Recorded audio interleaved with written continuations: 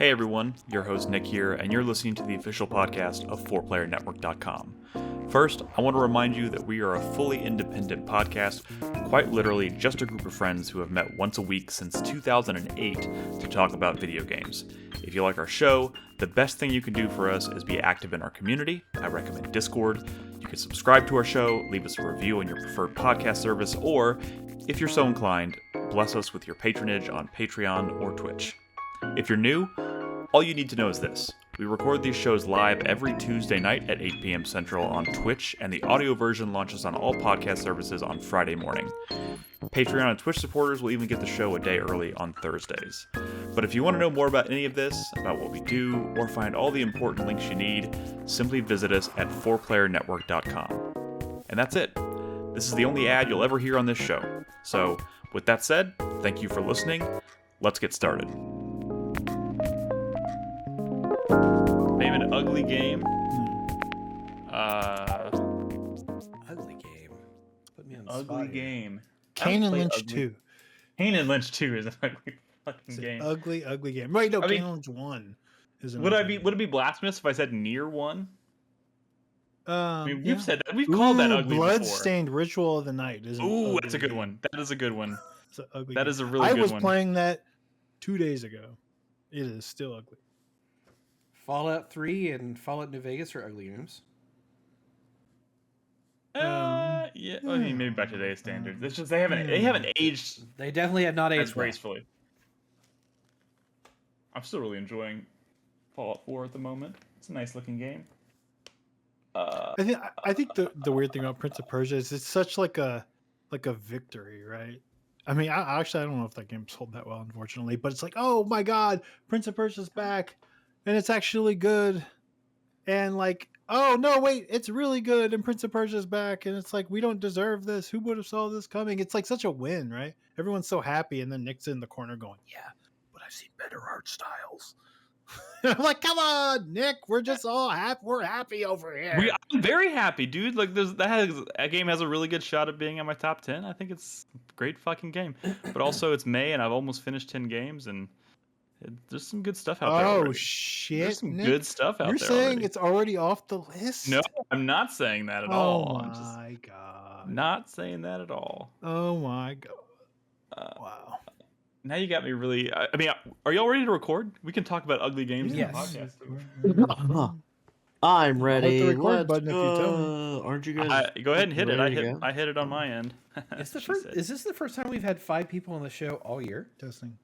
All year? No, definitely not. no. You're a crazy person. Testing. It seems like it. Ooh. Oh wait, I need to turn that off. Definitely wrong. Turn. Yeah, definitely wrong. Where's Ed? Fuck it, let's get 6. Okay, Dusty. All right. Testing 1 2. Testing 1 2. Okay, I'm recording. Where are my lurkers at? Who's lurking tonight? Do you know why I didn't spend more than $1 on Paper Trail? Because 'Cause I you're played poor? the demo, You're and no, it's not because I'm poor. I mean, I am poor on Fantasy Critic for sure. that but, was what I was. I mean, I'm not saying I have you're more poor, than I'm saying- $1. No, just talking about I know. Fantasy Critic. I'm clarifying for the audience, so I made you make sense. But that's not. I can afford more than $1 for sure. Okay. I've got 15. Are we ready to bucks. record? Can I go? I'm Is already everybody recording? I'm But the reason- recording. The reason Nolan's I did yawning. We gotta is start. We 'cause gotta start. I played the demo. Can you save it for the podcast, Brad? Can you Oh, this can is you not a shut podcast your episode. fucking mouth? I guess are we gonna talk about Fantasy Critic? At the end. Okay. Anyways, let's do a roll call real quick, starting with Brad. Hello. Nolan. Hey, it's me, Nolan, doing the roll call. Crispy. Hello. Chris Davis. Hello, I am also here. All right. Hey, everyone. Welcome to 4Player Podcast. This is episode 794. It is May 14th, 2024. I'm your host, Nick Henderson, as always, joined by Brad Simons.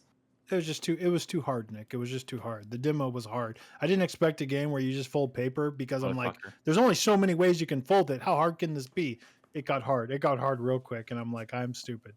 The I'm people gonna listening to this bend podcast at home already have no idea what you're talking Yeah, about. but that's I but, okay. have but you no cut off the idea. conversation to tell me to record, and we're 30 seconds in, recording. and Brad's talking about something being hard, and he can't beat it.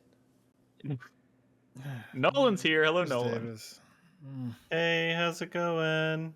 We have higher standards of blue humor around here. No, we don't. Do we? No, I don't we think we don't. do. No, like we expect better jokes. Make the jokes, but make them better. We're bottom of the barrel, man. Crispy's here. Oh, content, is this the but not introduction now, quality. not the roll call for the? Okay. Yes. Sorry. I Hello. know. And Christopher Davis. I'm also here. Good evening. Welcome back, everybody.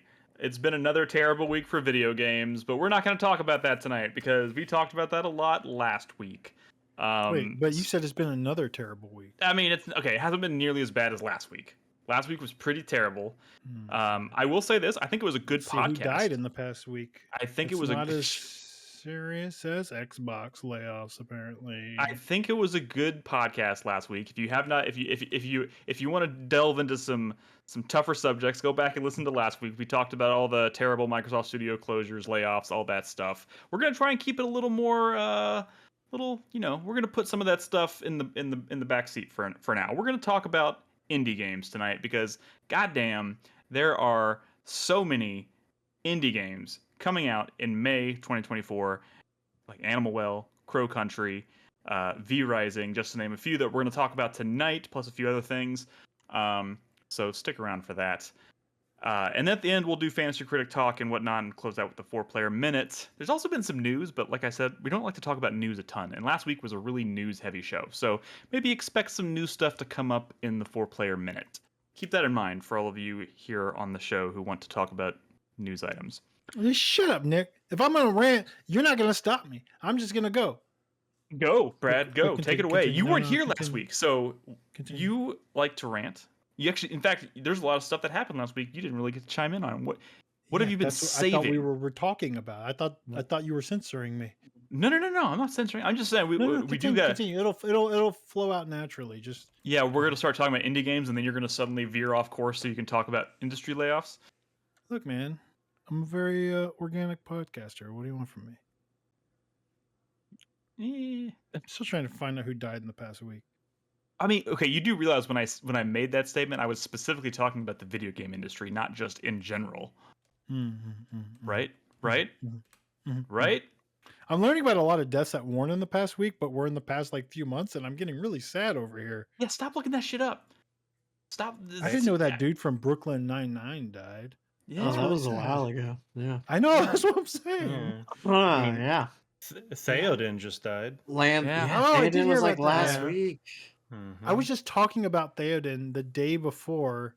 Or Lance no, Reddick I was talking about Grima last year. Wormtongue because I've been watching Chucky, and and I talked about I was like King Theoden's guy, and then the next day he died. So yeah, So You it's your did this. fault. You Chucky- did Chucky this. killed him. or Chucky almost killed him. Theoden Freaking- King. Yeah. Well, of course, rest in peace. Let's move on.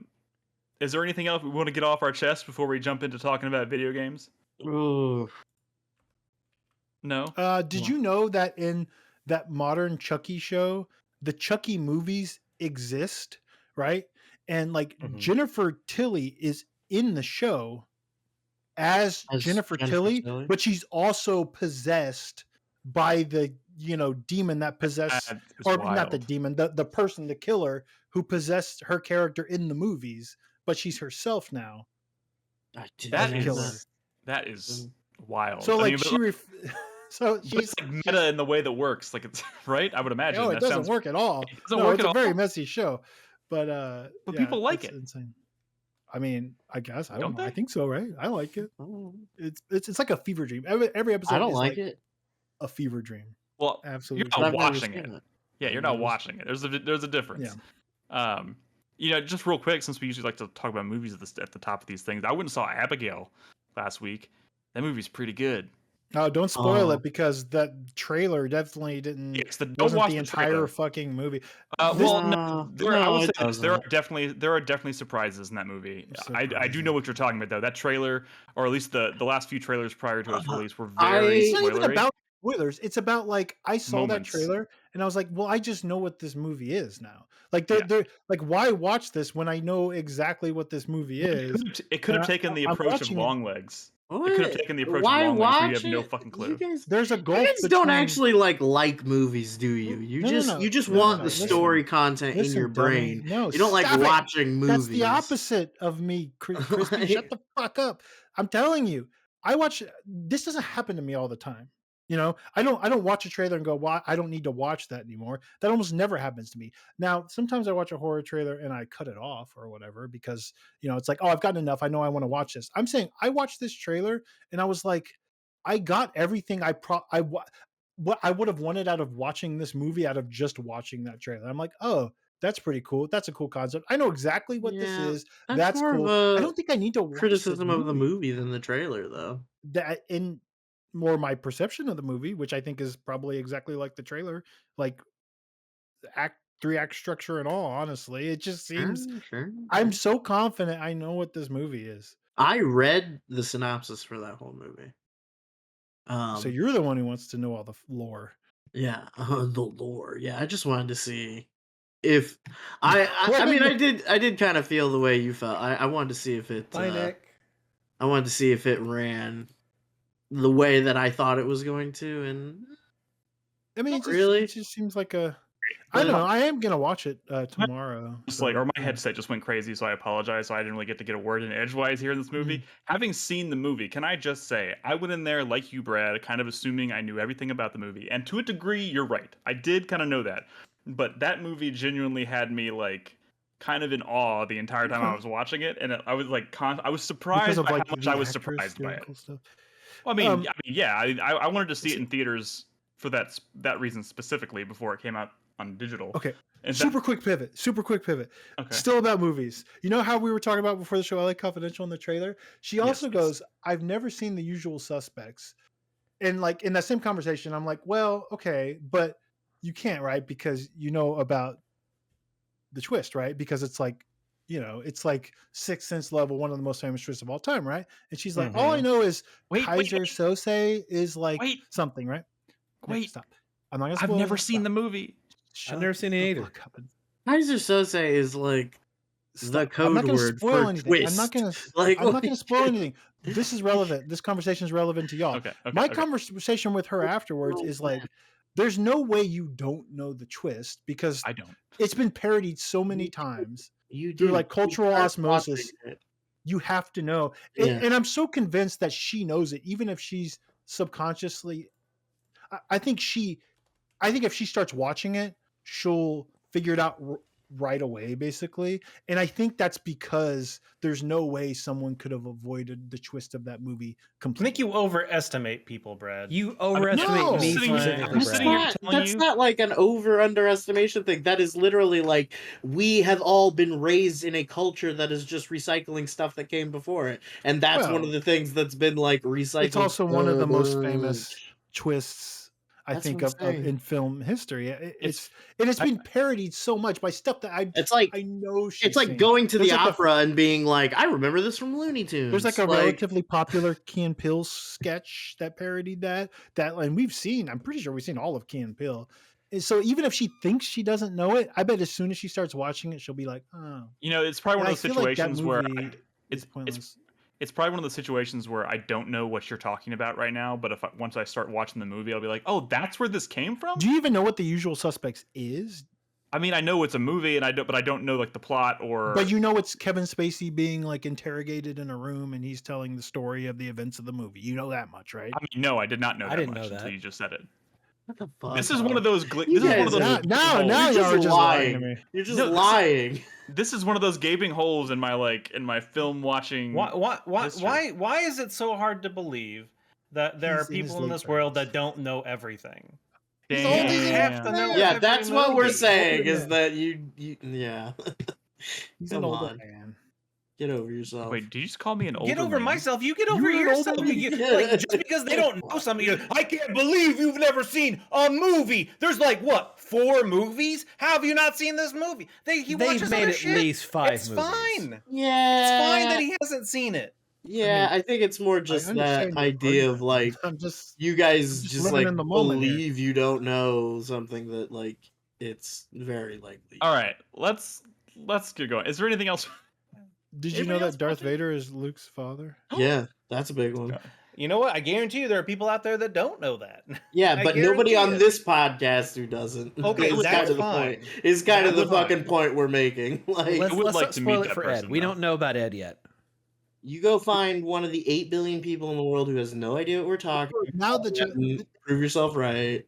But these people in this room know. Did you say 8 billion? I did look up a Reddit thread about like just modern how impressions many of people Usual are in the world? Suspects, and someone said like he was super excited to show his wife and his family and their parents or whatever, and they all sat down a few years ago to watch The Usual Suspects. And they're all like, most oh. figured out the twist like early on in the movie, and we're just bored for the rest of it. And I'm convinced they figured it out because subconsciously they've seen enough parodies through, like I The said, fucking cultural osmosis, the coffee it's built cup in when he like drops the cup and it shatters on the ground. You haven't like when I watched The Usual Suspects for the first time, I started laughing because I was thinking about like all the different parody scenes where like they kept Exactly. like showing stuff like dropping on the ground and like breaking. Like, oh god, Okay, you guys, you have me you guys are- genuine. My curiosity you is guys are Robot Chicken. nah, I'm gonna yeah, watch You The used to Usual watch Suspects Robot this Chicken, weekend. right? I mean, like literally everything parody. Okay, let's Babes in the Wood, I guess. I don't know. All right. Well, at least we got the title for this week's podcast. This is the Cultural Osmosis Show. Let's move on. Let's talk about video games because, goddamn it, that's what we're here to talk about.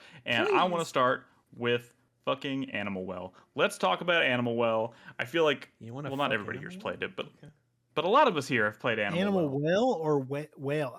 I'm notorious Animal bad at saying the word well. Well, Throwing an H in there. by accident? well, Will you do that Texas thing where you're like, Well. well, I do. It's bad. my Well, animal, animal well. Animal Recorded well. Whale's this an footage. animal. I want everybody to know I recorded this footage last night. Is it And spoiler-free? no, it's actually Hell. not spoilers free at all because I this is gonna come up and maybe we can start here. I don't know. But like I was telling no one before the show that like I realized last time I'm about 5 hours into the game and I realized last night that this has the ability to like like put little markers on your map to like so if you find a chest or whatever that you don't know how to open, you can like mark it, which is just a feature like most video games have.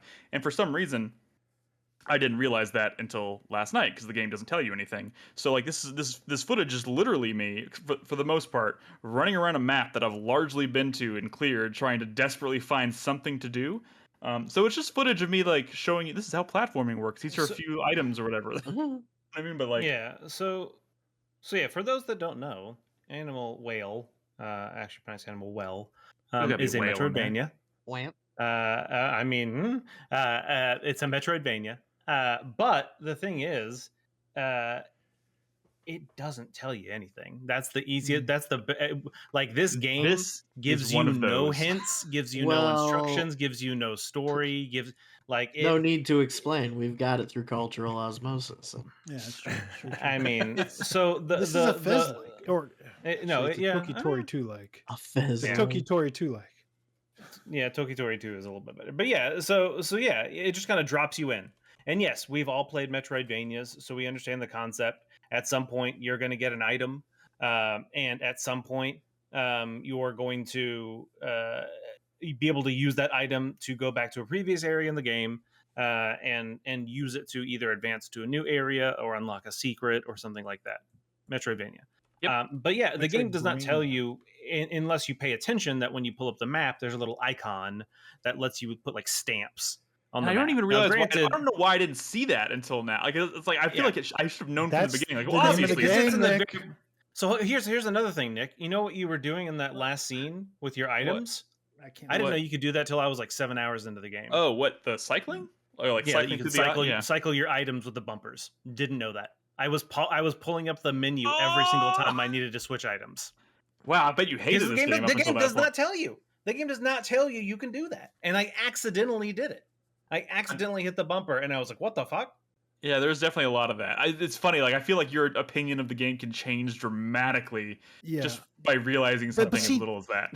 I'm having such a like a nice pure like I don't know what's going on experience. I like discovering things that I didn't know I could do much later. It feels I'm not saying it's good. a I feel bad thing. I feel like that's the hook of this game, and I almost don't barely want. I won't look at the footage, and I'm afraid to even have this conversation because there's things I didn't know, and that maybe I shouldn't know yet, or that I mean, it's a game it's about like the witness. It's like the experimentation. witness. I feel like once you Yeah. know, you Oh, ruined it, right? And and that happened to me very early on in the witness, right? Through Yeah. a y'all mhm. seen the clip. Famously And ruined that game for yourself. it didn't ruin it for I me, know. but Came close. it showed me a way to look at the game in a way that most people probably aren't supposed to look at it yet. And Yeah. I'm afraid like this is that kind of game. Like honestly, it's it's a tense situation. There's nothing to that extent, Brad. I will say, there's nothing to that Well, there extent. is Uh, eventually, from what I understand, because I mean, some maybe people maybe play this there game for is. 100 hours. No, and maybe there is, and maybe I just haven't even gotten to that point yet. I'm Yeah, like yeah, 10, 11 hours in, Brad.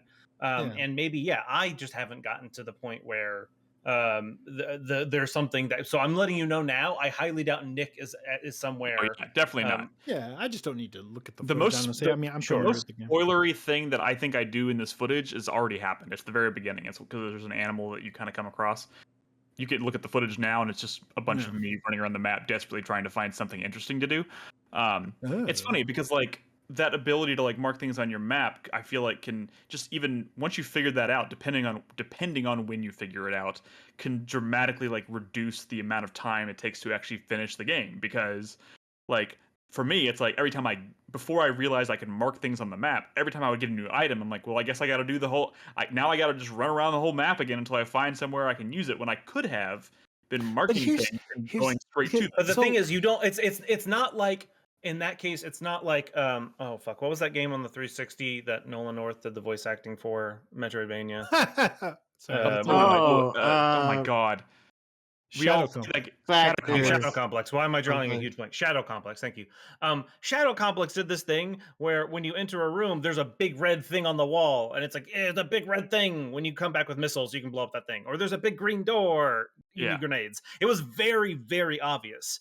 This game, not so much. It is not at all obvious what you can interact with when you get new items, new abilities. It doesn't even like register until there have been multiple times where I have accidentally used one of my new items on something, and it had an impact with the environment. And so Right. what that kind of leads to is, to your point, Nick, is I've been, every time I get a new item, I just run around and use it everywhere. And I'm Yeah. like, what can I do with this? What can I interact with this? Mm, Because so so it's not obvious at all. so this is it gives me a little it gives me some anxiety though Mhm. because I'm exploring a lot of this world and I don't have all the items and I know that because I've heard Oh, like you an don't have item all the items. that well I know I don't have all the items but I don't even have all of like I think the starting items. I've heard people refer to a slinky. I don't have the slinky. But the thing Mhm. is I've I feel like I'm sequence breaking some puzzles or like some So secrets, and I'm a little worried that like maybe this would be a lot easier if I had the slinky, and instead I'm maybe doing it the hard way. And sometimes I'll obsess over a secret, and like that's like physically really difficult for me to do. Like mhm, and I'm wondering if like maybe I should chill out a little bit, get mhm. that item and maybe a couple other items, and then come back. And it's hard to tell where that line is for me It is. because I, It is. Yeah. maybe I won't go into specifics, but there's some tech that like once you figure out what you can do with like the bubble, for example, it kind of opens Mhm, up traversal a little bit, and mhm, and also with the disc, right? But the mhm. thing is with the frisbee. I think it's been talked about it enough that you can like ride on the frisbee, right? I And so I don't even have that yet. so So you it's a, don't have the frisbee. hold on. That's what I wanted to get to, Brad. Is even though Nick's farther than you in the game, he doesn't have the disc yet. But that's because you're talking about sequence breaking. I don't want to say that there is a whole big section early on in this game where it's you can't really sequence break so much as you already have the ability to get there. It's just whether you get Yeah. there or not. There are a lot of like hidden passages with some vines right in front of them And I've that been if you doing just all of don't them. notice it, you don't go there, and all of a sudden you realize that there might be an item that's just like right off the beaten path, but Yeah. unless you go looking, you're not going to find it. So I like, you probably, like, I guarantee you all of those starting items from the very beginning, I don't think you really need much of anything to get to them. Like, No, you I can know, but already get to them. I'm worried that I'm spending time doing things. So Right. okay, Here's the so like general rule of thumb. tech wise. So like there's you can write on the disk, right?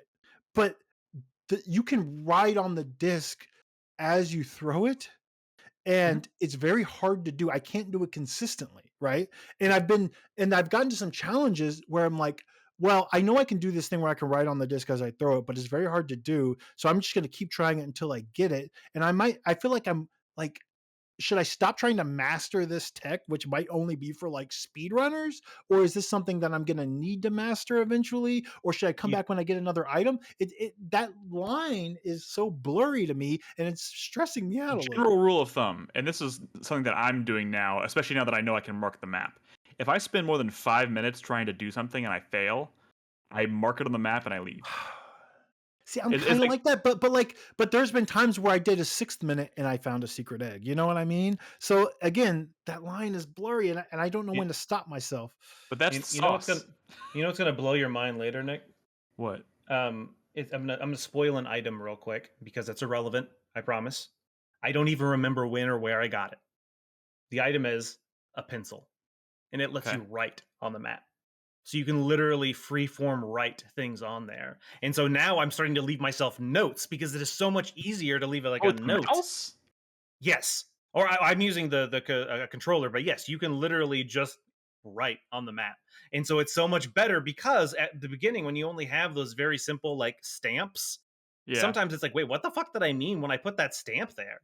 Yeah. But now that I can actually write shit on there, like I'm like literally writing like, oh, this is a locked door or whatever. Or I'm making myself like a little legend, like, oh, this item means this, or something like The that. other Go ahead. Sorry, That's I'm trying wild. not to listen, but I'm also listening. So tell me if this is a good time to jump in. The thing is, I'm also a little worried that has anybody here played Fez like all the way through, or like a I've lot never of touched Fez? it.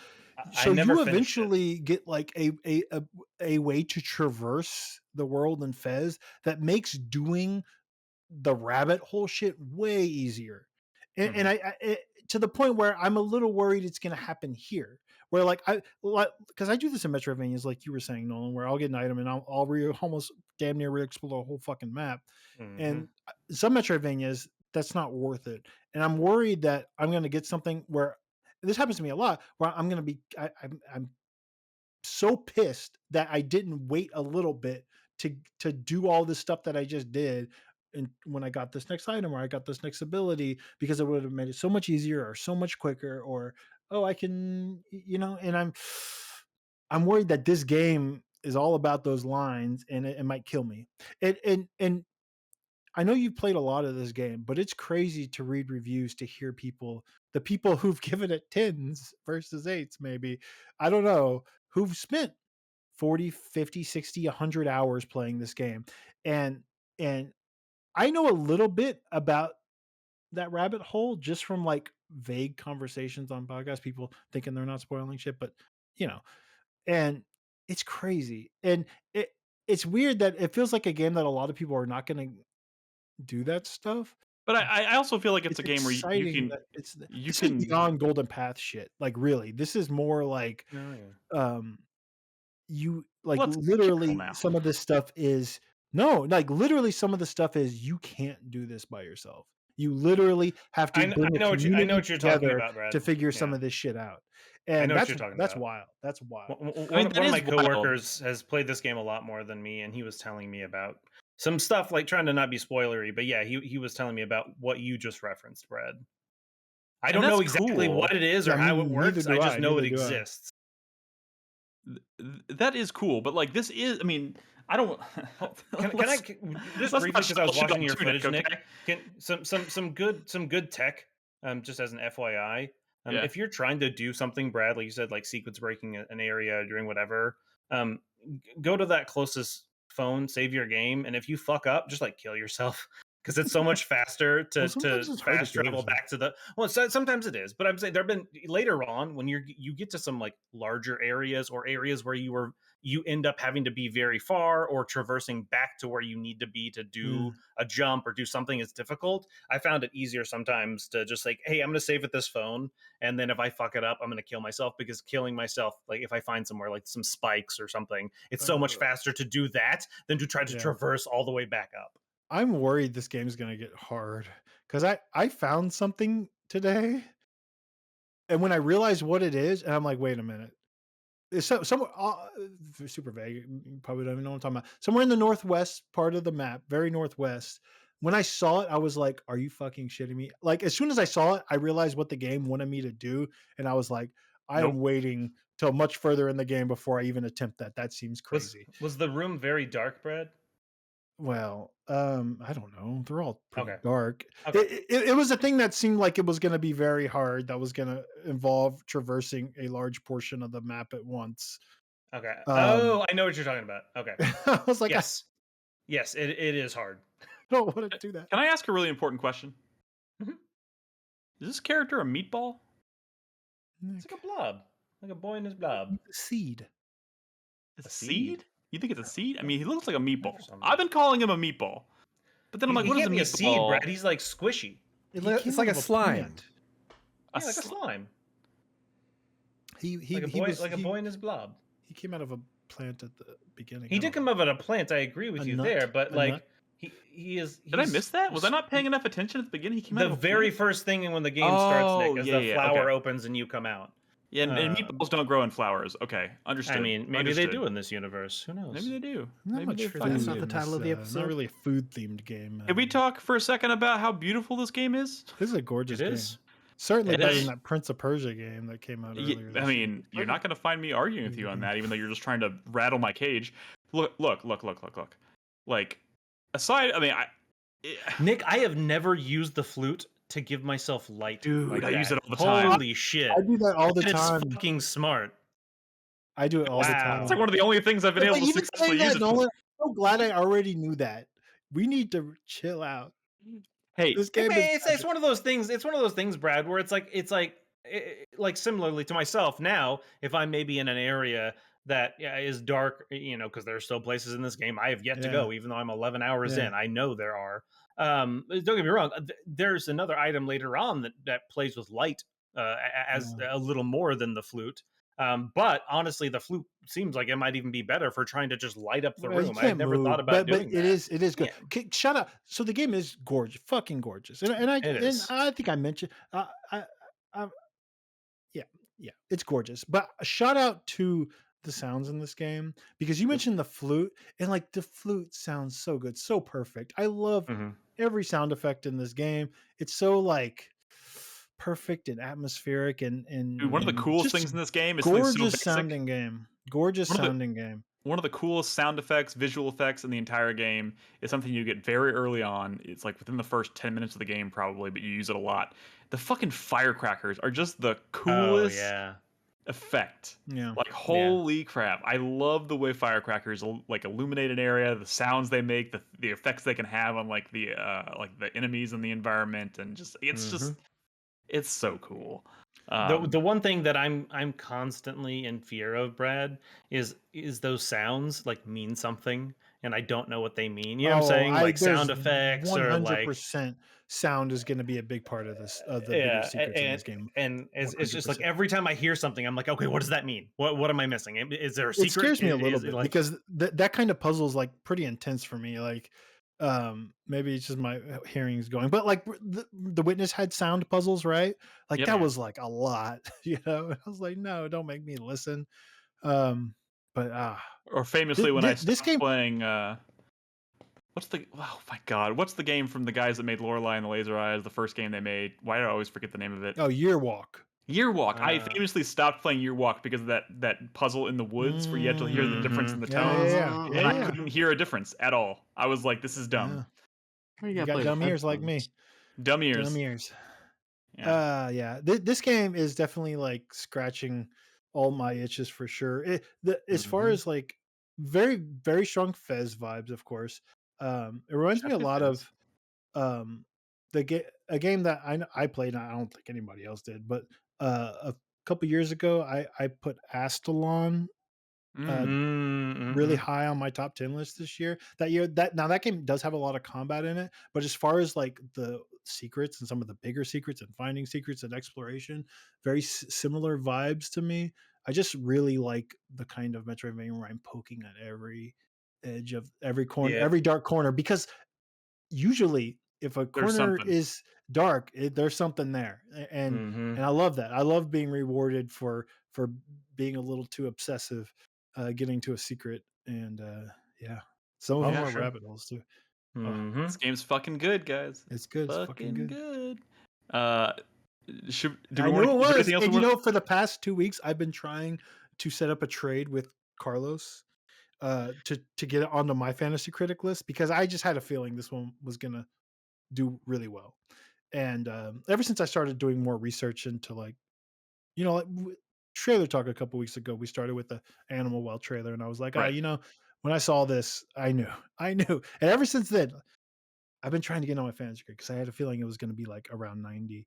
And What did he want for it? the only game he agreed to actually trade Was was Hollow Braid Knight. Anniversary. No, it was Braid Anniversary. Oh. And I was close to doing it because I really was a big believer in Animal Well, but to me, Braid Anniversary was like the safest thing in the world. There was no way I could get rid of it The funny because thing is, as it's sitting right now, you would have traded an 88 for an 89.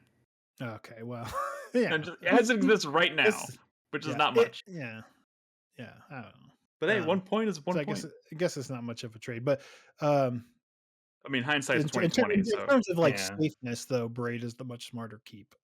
Yeah. Because we didn't really know about Animal. I just had really good vibes, but yeah, cool, that's cool, good. cool, cool. Anything else we want to say about Animal Well right now, or is this? We're all gonna play more, right? Go down Yeah, the rabbit hole. yeah. I'm in it for the Chris long Davis haul. wouldn't touch it. Crispy would probably like to, but There's I'm something not I buying want to any new video say. games right now. There's something I want to say about the game, but I don't Okay. want to say it on the podcast.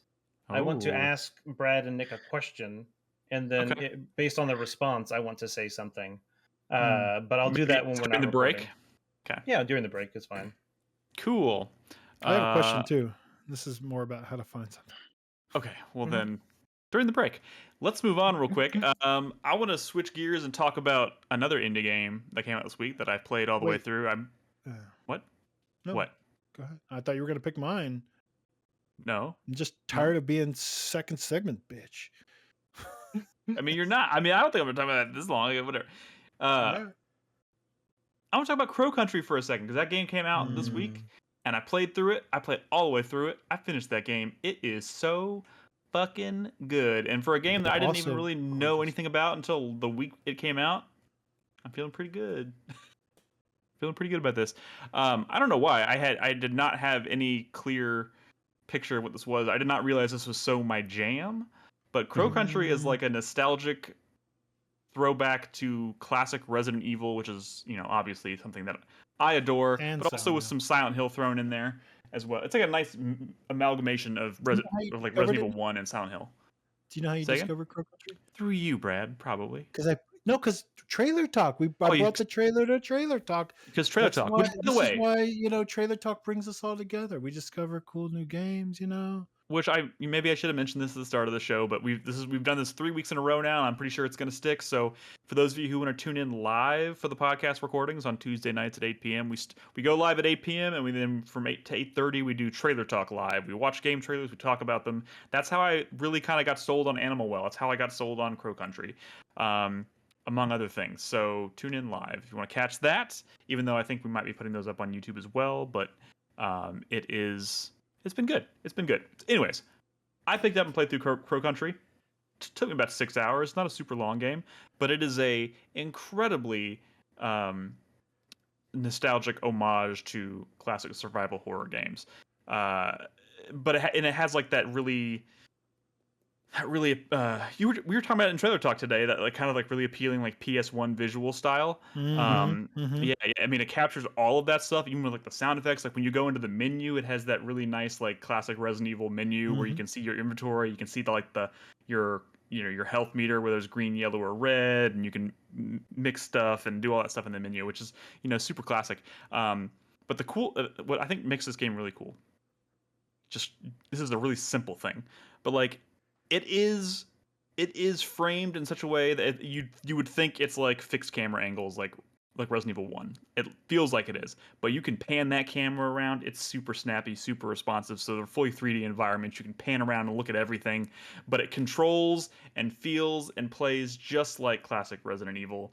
Well, outside of combat, because once you get into the combat, it's like whoa. I mean, yeah, it's definitely because classic Resident Evil is more like you just kind of have to be aiming in a kind of in the general direction of an enemy, and you can look up, you can look down if you want to hit them in the feet or the head or whatever, depending on how close they are to you. But for the most part, like this game, one of the first items you get is an actual like laser reticle that you can attach to your pistol. You know what?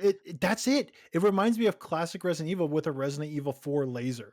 Yeah, to where like how valuable putting that laser on the enemy's parts is the whole combat system. I mean, I will say this: I don't think it's a game where you're going to be spending a lot of time like trying to like shoot people in the legs. Versus, it's really just for trying to make headshots easier. Because if you don't use that, you're pretty much going to be hitting center mass. But you there's can save attention it. to a laser. There is definitely attention. When I see that dot on my enemy, that's when I know to pull the trigger, and that's a good hook. Yeah.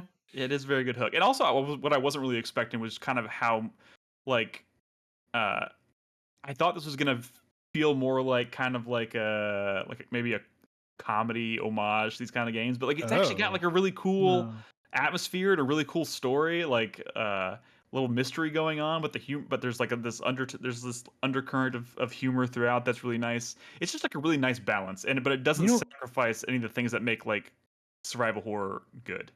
You know what I think does a lot of heavy lifting in this game? Huh. The setting. This is just such a awesome setting for a horror game, right? Yeah, in a shuttered theme park called and they do a lot with it. Like all the good theme park stuff is in there. Yeah, like in Resident Evil 1, right? You're in this mansion, so you're going to different parts of the mansion. This game, like all the different areas that you go to in the environment are like different sections of the theme park. So one's like an under the ocean theme park. So there's but in that section there's rides. There's a submarine you can go down and explore. There's a restaurant, like a themed like ocean restaurant, and then you go across the other way and it's like a haunted mansion kind of thing. It almost feels kind of like part of Silent Hill 3, like a Universal Studios kind of thing.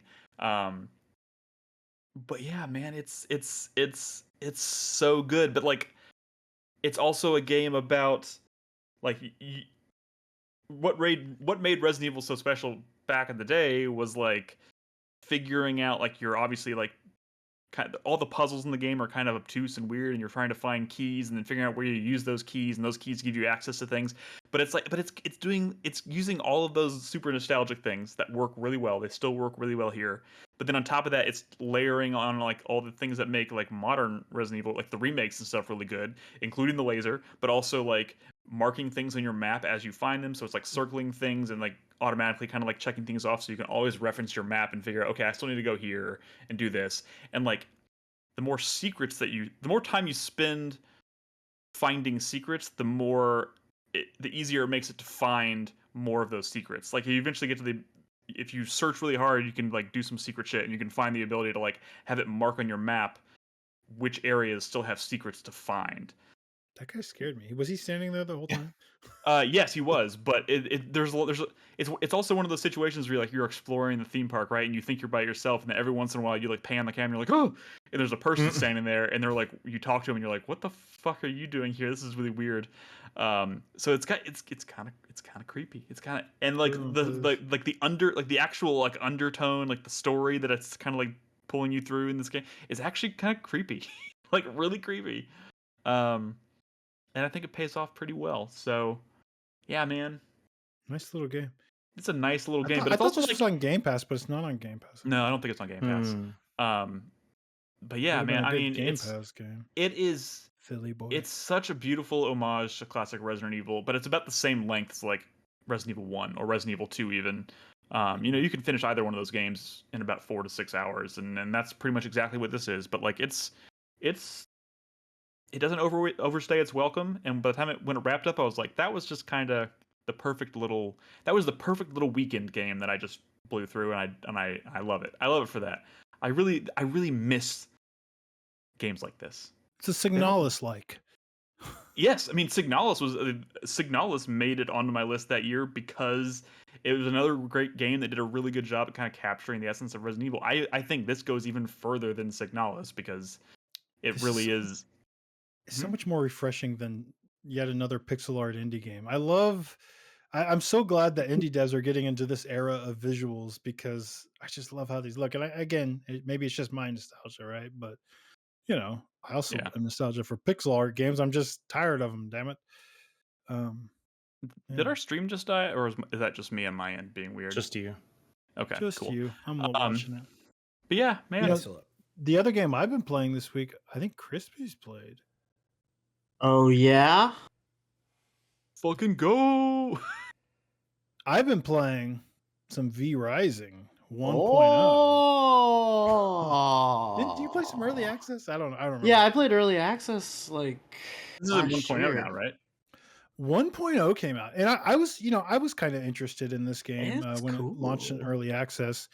This is like a survival crafting kind of game, like a Valheim. Is a good touchstone for you guys because I think we've all played Valheim. But is also like kind of an isometric Diablo-y type game.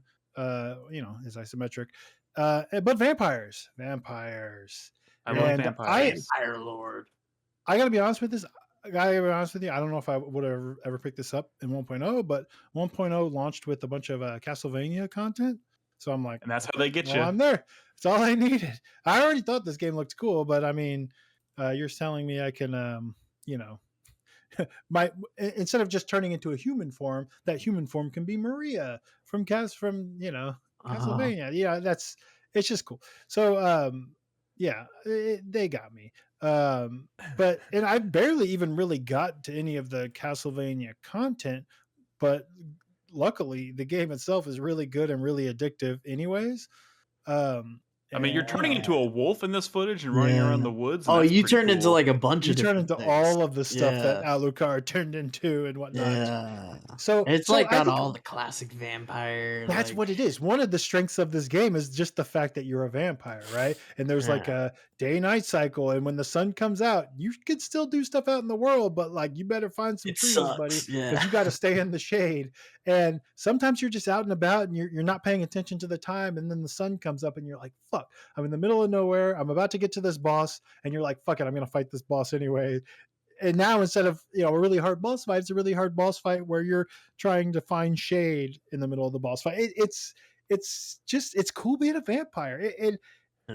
You have all these forms. You have the weaknesses of vampires. I heard that garlic is something that can hurt you later. I've not run into any enemies that have used garlic or anything, but I'm curious how that's going to work. I recently got the ability to dominate humans, and I brought them back to my castle, which I'm building, of course, because instead of building a base, you're building, right? That's the thing.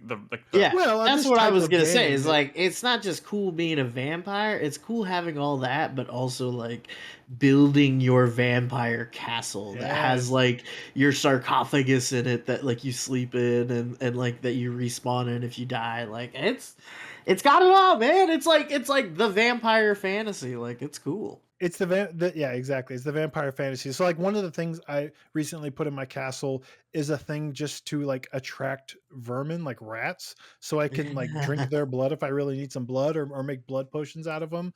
But because again, it's all the vampire lore, right? Is you can use those for like quick hits of blood, but it's going to be low quality blood, right?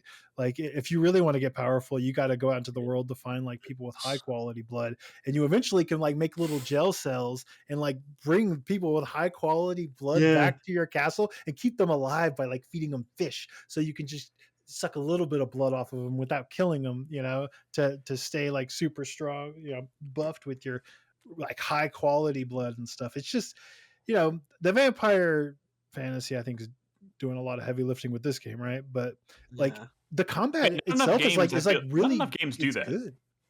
You're right. Not enough games do that, or they're bad, like Redfall, or they don't exist, like Bloodlines 2. But Hey, Bloodlines 2 exists again. Remember? I feel Remember like who's there's a making it? lot of like this is a really popular genre, right? With the youths and the PC players and stuff. There's a Is lot of this a these single survival player games. game or is this more of like a? I'm playing I it mean, single. I mean, it's both, right? yeah, I'll explain the loop in a second. You'll see why it's good, even single player. But the combat itself is actually like I think fun and well made. It feels good and it's like well designed. And I think that is also helping a lot because I feel like there's a lot of really well made addictive survival games with like good building mechanics or just really good addictive loops, but oftentimes like the combat is just kind of there or just kind of mid or just kind of like whatever. But here it's really fun. Like I like getting into combat, and like bosses feel really well designed. I'm getting owned by a boss right here, but this is just like some crazed fisherman who's pulling things out of the water that's making to fight me, that's making this fight so much harder. And I'm like, this is just a really fun, creative boss design that would be good in any action game, much less this one with the this focuses on survival and crafting and building and stuff. I've been impressed by these bosses, and that's kind of like the core loop of the game, right? Is you can go out into the world, you can hack. It's a tree puncher, right? You get trees, you get stones. There's a tech tree trees. puncher? You're yeah, that's kind of what Is people that call what people these call this? These kinds of crafting games? survival games. Tree punchers. Um, you start punching Because some that's how you trees, and then start before you make yeah, tools. yeah, exactly. And you're getting better tools. That's letting you get more resources faster and that sort of thing, or get better resources. But you'll eventually get to like kind of like plateaus in terms of like your power level, or there's not really much more I can make. And a lot of the stuff that's gating you is bosses, and there's bosses all around you. There's like a whole tree of bosses that are like progressively higher and higher levels and like different tiers and stuff, and you don't really know who they are. You just click on them and you're like, well, I'm about this level, so I'm going to click on this boss, and it'll create like a little trail to them in the world, and it'll say this person is far away, this person is very far away, this person is really close. And you just got to kind of head out into the world and see if you can track down that boss and if you're ready to fight him or not. And once you beat that boss, you'll get certain like key materials, blueprints, things you need to kind of like make your castle a little bit more dope, Yeah, that or sounds your character a addicting. little bit more powerful. It's a very addictive loop, and because the bosses are creative and the combat's fun and the loop is super addictive, this is a game that you can dump some hours into, and it seems well made. And I Does it have have my drip? castle here, and the drip. Well, yeah, I I mean just saw the you drip's opened your good. inventory and I saw pants and I was like, does it It's have drip? Oh drippy. yeah.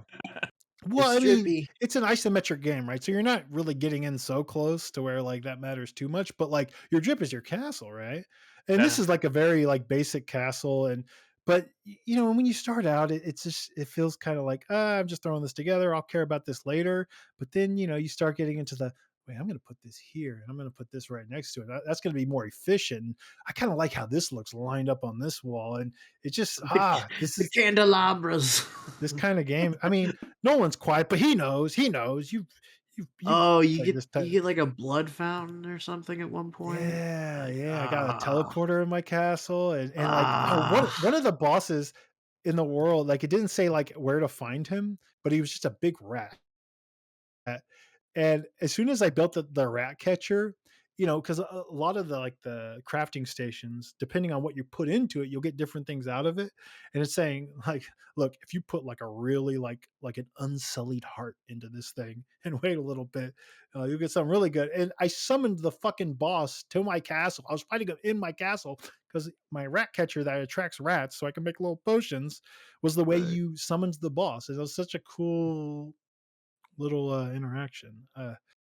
But then I accidentally put in two of the hearts, which was a pretty rare resource for me at the time, and I got really sad because I wasted that heart and it summoned another version of that boss in my castle, and I was not ready to fight him, and my servant died, and because he wasn't strong enough to fight him, and yeah, this game's cool.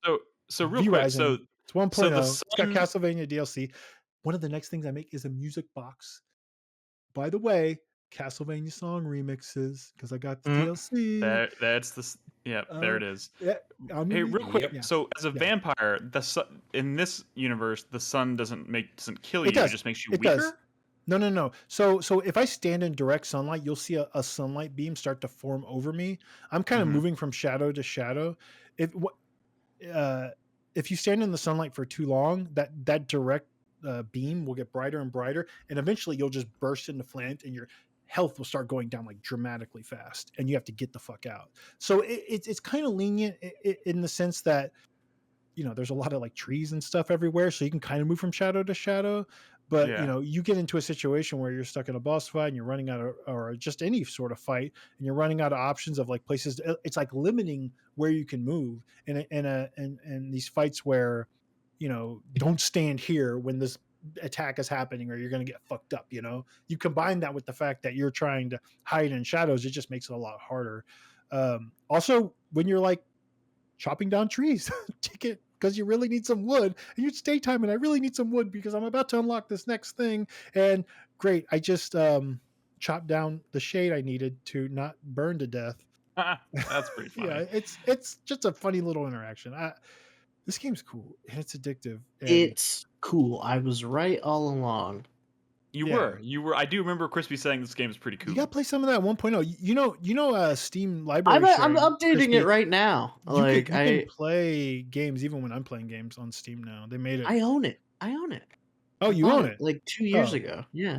So I'm playing it single player, but you can't play it co-op. So I invited Carlos into my server when I was streaming on Saturday, and he had to create his own character, but he's able to level up that character. He's able to create his own castle, because there's places to put your castle like all over this map. You even get like a resource in 1.0 that lets you actually move your entire castle, kind of like the Castlevania anime. Did y'all watch the Castlevania anime? Oh, yeah. I want to play this. Oh my god. Kill me now. I want to play this. It's cool. Yeah, this would be a fun community night or game multiplayer night or whatever. But if y'all don't own it, I get it. But I mean, maybe enough of us do. To where we can make something happen. But I'm completely happy. In my library pretty soon. I'm completely happy just kind of grinding away single player, like because the loop is good and it's fun, it's challenging, and it's Castlevania. Dude, are you being chased by like a horde of zombies or those skeletons? Well, I'm fighting a necromancer right now who's like summoning guys, and or these undead priests are summoning guys. I get fucked up here too. This is not I do not make a good showing in this footage. I get my ass kicked. I was fighting a boss and I lose, and I go my ass kicked. I'm like, all right, I'm gonna go fight a boss that's like 8 levels lower than me, just so I can make the footage look good. And I find this guy and he's fucking me up too. And I'm like, God damn it. Also, running around this world. I was just running around this world exploring. Simon Belmont was just there, and he just started chasing me, and he was like way higher level than me. He was like a red skull, and I was like, I gotta get the fuck out of here. Like, I'm gonna fuck you up, Dracula. That's pretty cool. All right. I officially want to play this now. So here, okay, let's take a quick break, and we come back.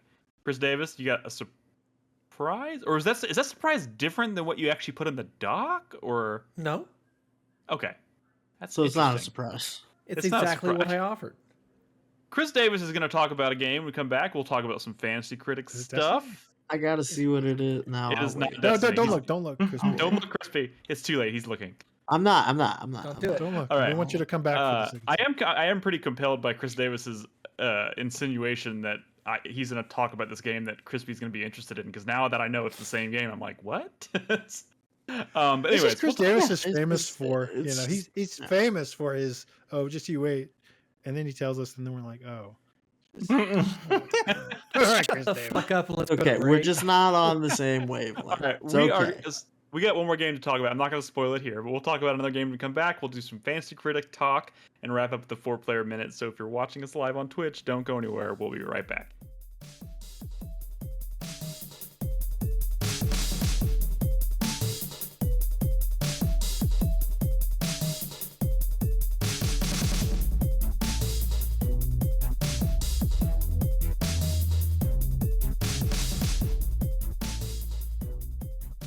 We'll figure it out later. Let's go ahead and get started. Welcome back to the show, everybody. Video games. That's what we're here to talk about. And fuck Phil Spencer. Fuck Xbox. Fuck Microsoft. Fuck all that. I wish I Yep. could have been here last week, but honestly, probably would have been too angry. I know all of y'all are angry, but I would have been screaming, and that would have been bad. I would have woke the baby. And I know we're like saying fuck Phil Spencer in the heat of like the recent news, but like seriously, always and forever. Like baseline. I've always hated Phil Spencer. is I've always fuck, if you're CEO, fuck you. Like period. Yeah. in general. Yeah. Fuck CEOs, fuck capitalism. But the truth is, I've had a chip on my shoulder about Microsoft ever since they canceled Scalebound, which really it's all connected. I mean, if you think about it, they canceled Scalebound, they canceled Phantom Dust, they canceled Tango. They hate Japanese games, they hate Japan. It's fine. But really, I just want to say, like, so many things to say. Just I don't know if y'all ranted about it last week, but like the whole thing, I've gotten a lot of shit over the years when Microsoft boasts like how many downloads one of their games gets, because that was the only metric that seemed impressive. Oh, Forza has 10 million downloads already. When No, they were players. talking about Players Game Pass. is the metric they use. Are Players, downloads, players. People like out there playing games? The thing is, like, I'm just glad we all know that was fucking bullshit and it actually means nothing, and that Game Pass is a sham of a gaming future utopia. And it wasn't always y'all. I talk about games in other places on the internet. Our Discord era, whatever, right? Getting a lot of got a lot of shit over the years, and I'm just glad that we all agree that Game Pass was a fucking sham. So dude, I didn't have Game Pass until you guys made me get Game Pass. No, I mean, here's the thing. Look, here's the thing. very You've been the pro-consumer. biggest shill of any of us, Brad, for Game Pass. No. Listen. No, I am still saying Game Pass is probably a good deal. It is pro-consumer. The company line of how it's good for the developer, it's good for everybody. Everybody wins. Sure. That was the bullshit. That was the bullshit. It's unsustainable, of course. Absolutely. Of fucking course. So I was thinking about it, and I have a genuine question because I'm kind of just I'm torn because Hellblade drops next week. I'm playing Starfield on Game Pass, so I don't want to. But I was like, if I cancel my Game Pass subscription, am I hurting Microsoft What? or helping Hellblade? Because I'm gonna pay full price for Hellblade. You know what I mean? Like, I don't know, man. You I can't. You're can't getting a finish- little. If they're gonna get can't you. think- You don't want to Yeah. help anyone pirate the fucking game. What do you Yeah, want? like the war's over, Nick. They won. It doesn't Like, help the developer. Yeah. I'm trying to sit You here. want to help the developer? I want Retweet Ninja retweet their tweet when they say they've all been laid off. That might help. yeah, Yeah, Nick. I'm saying, Nick, I'm the- saying in the interest of battle's doing, over. in the interest of wanting Ninja Theory to live to see another day, which at this point is not going to happen probably. It depends on how far along other projects are from that studio. Honestly, Look, from the sounds of it. Here's okay. Can I just rant for a second? And I don't want to. I know this is a rabbit hole. I know this is a rabbit hole. I don't want to go down it. Can I just preface this by that? So please don't come at me for this. As But you I pull us find it down the really rabbit hole. I find it really funny how the tides have turned from I don't want to do this. I don't want to do this because I know this is just gonna I'm gonna land myself in some hot water by You put yourself in hot water. You'll be fine. You released a whole like shameful secrets top 10 video with like Harry Potter and Starfield and all your real favorite games of last year. That's what I was gonna say. Okay. The fucking was that Hogwarts Legacy thing, right?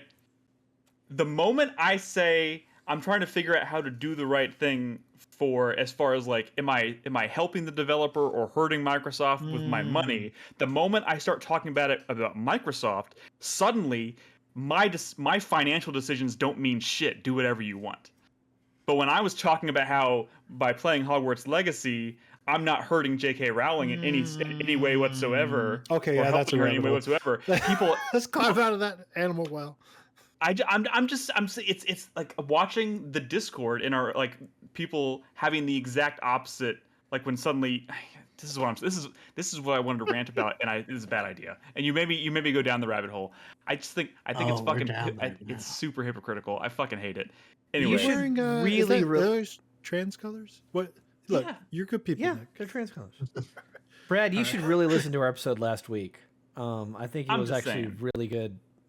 filled with a lot of. No, good I did drinking, listen to the so. episode. I did listen to Oh, the you did? episode, and I Okay. had things to say for all of y'all, and I forgot all of them. Look. I mean, that's how you need to rush it down. Look, We all were I'm mostly saying all in is, agreement. all I'm saying is, I want Ninja Theory to live to see another day, and I'm like, I know my money is not going to make a difference one way or the other, but I'm like, if I was to make a decision, should I just play it on Game Pass because fuck it, or should I cancel Game Pass because fuck Microsoft? But then I have to Keep pay Game Pass 60 because it's a bucks for good the deal, game. and I think- you're a consumer. Yeah, I mean, I think part of the thing here too is that, like, on the one hand, we're talking about saving a company, and on the other hand, we're talking about like civil rights. If we're in the rabbit hole, that's all I'm. Right. That's all I'd like to respond. It's not a 1-to-1. Like, It's not saving a 1-to-1. Ninja Theory is not the same thing as like. Well, I mean, my you know what argument would be that you know what I'm saying. one person's financial decisions doesn't make a difference in either situation. No, but I mean, Not people to a who are kind of trillion-dollar like company. do whatever you're gonna do either way because like it. Yeah, it doesn't. Did I mention matter. Scalebound? Ninja When Theory is- Scalebound got shut down, everyone was like, oh, Brad, you're just blaming Microsoft. Maybe it's Platinum's fault. Platinum's making a bad game, and they're bad, and they're hard to work with. How dare you just blame Phil Spencer? Like, fuck you. Fuck you. Fuck you. Xbox, Microsoft, Phil Spencer, we know they make bad decisions. We know they shut down good talented studios and good projects because they're just trying to save a buck. Fuck you. Fuck you. There should no longer be any question of whether or not that's the case, because think of it this way, like, shutting down Tango Gameworks after making Hi-Fi Rush is like, it's like if Scalebound came out and it was good and then they canceled it. It's like it's fucking awful. Okay.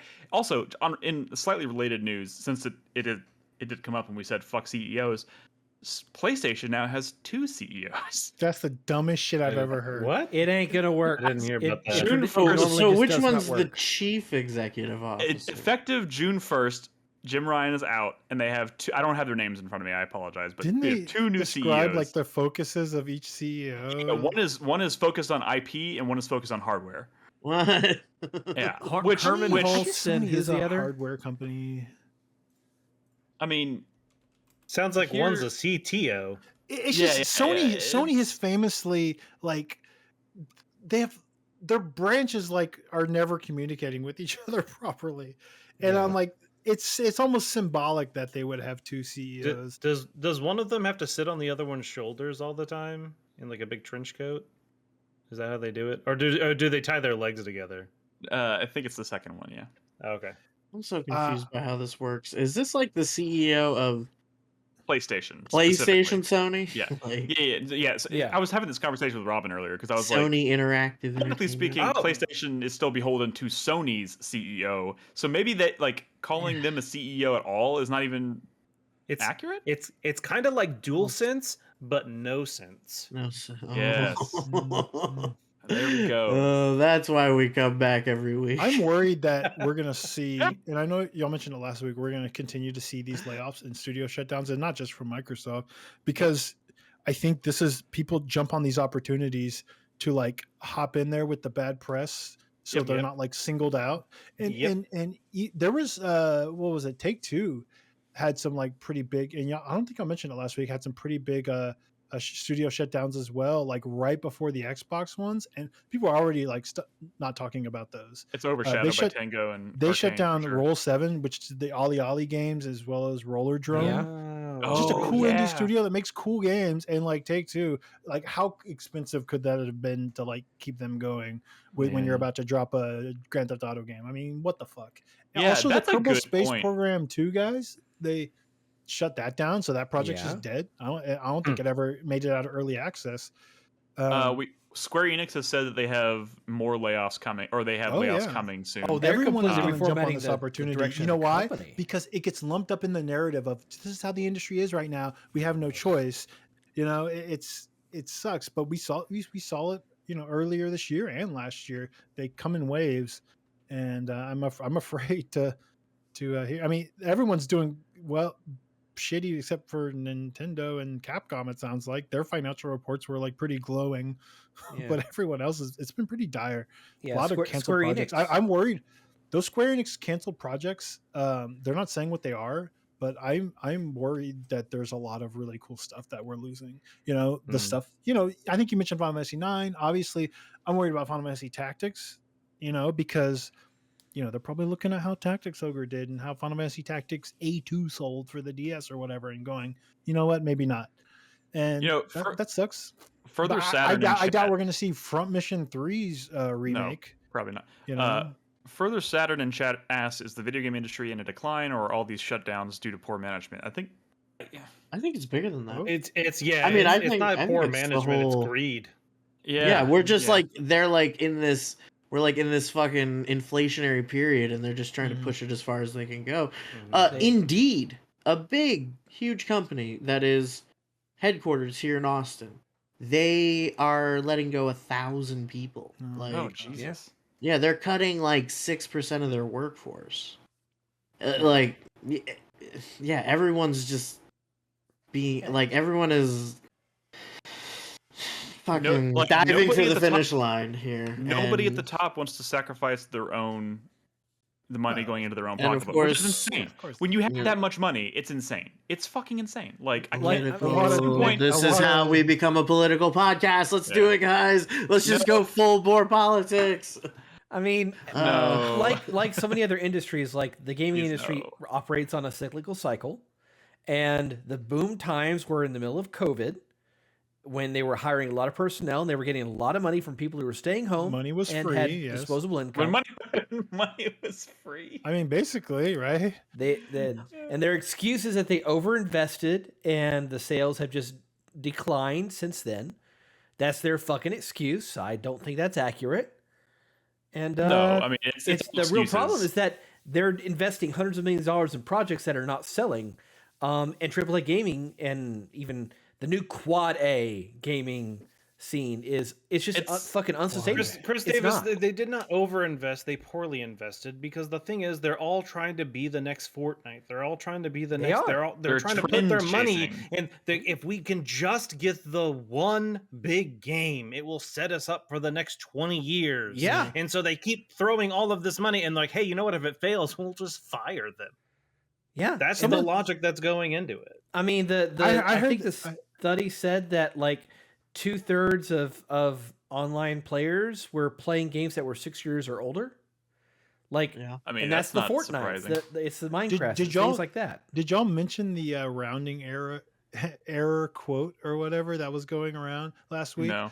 This was like one of the most interesting, or this was like the most like, anyways, somebody, I don't remember who it was, but anyways, the comment was that before the Xbox division of Microsoft was such a small thing that like losses to Microsoft were like a rounding error before, but then they bought Activision for $70 billion, and all of a sudden Microsoft couldn't ignore the amount of money that they were spending. So when they've had losses year over year twice now, like significant losses year over year, decline year over year, now they're like, you find us some fucking money. And I think that's what happened, right? They just chose studios where projects weren't like knee deep in development. They were in the pitch phase, and they said, we're going to save a bunch of money here and here and here. And it's terrible, but it's nice to know that, like, I feel like the comment has always been, well, at least Xbox never has to worry about money, right? Because they're Microsoft. And it seems like now they're in a position to where that's not the case anymore. Which is scary, but also like more honest. You know, you can't, act like Game Pass is a utopia and money's free, because you could just keep giving these developers infinite money. And I mean, but you say that, but at the same time, Microsoft is a $1 trillion company. Like, it would be a line item for them to just, add an extra zero to the budget of Xbox. $70 billion is not a line item, though. No, it's not. That is... But for a $1 trillion company, like, you can budget for that. There's a difference in between the company's evaluation and what they're worth and what they have to spend. Yeah. They made $21.9 billion in profits last quarter. That's profits. All right, look. We got sidetracked here. Let's rein it back in. Get back to the less depressing topics. Chris Davis. Yeah. Tell us about your video game that you've been playing. Yeah, what's your surprise video game? Right, you've Chris been waiting to hear. Davis? So you can immediately Crispy. leave. He dangled Chris? Okay. this one over my head. He's like, "Well, you better fucking I'm bracing speed myself. down 35, about to poop your pants to get home, so that you can see the surprise game I'm bringing to the podcast." So You're gonna love it. So like everyone else Destiny. here, I was very angry last week at Xbox. And I had just completed System Shock, and I was like, what game can I play that I have in my catalog that I don't want to spend money on and is the furthest possible thing away from a Xbox experience? And then he thought that one game that Crispy really wants to play. And so I immediately thought, hey, how about a JRPG? What? So Crispy's favorite. Yeah, I play Yeah, so many of exactly. those. So I finally put my money where my mouth is, and I started playing Star Ocean: The Second Story R, a remake of I a don't even- remaster what? of a PlayStation 1 game. Okay, all right, you're losing me, but keep going. Okay, all right. So this is the crispy pitch here. I The couldn't have guessed. I couldn't have parodied this any better. I mean, reality. Reality is so much better. I know. What? So the storyline for this game Let him feels cook. like a episode of Star Trek. Okay. Oh, here it is. Okay, he's tying it in. It's the He's tying it in. classic. You beam down to the planet. You have to operate under the Prime Directive and not, interact with the natives and try to hide the fact that you're from an advanced spacefaring civilization. It is Star Ocean, yes. And that's what this game is. Wait, is that what Star Ocean has always been? All Star Ocean is that, yes. Yeah. Really? Yeah. That's what Star Ocean is? Wait, so that's why it's like, okay, but they're like in a fantasy world, but they're from space? Mhm, Yes. mhm, mhm. That's Yeah. Star Ocean. Damn it, that sounds cool. And it kind of is. Okay. I had no okay. idea This is about this fulfilling franchise. prophecy. But, Look at this. no, He's but actually selling Crispy on it. That's amazing. no, he's not. Keep going.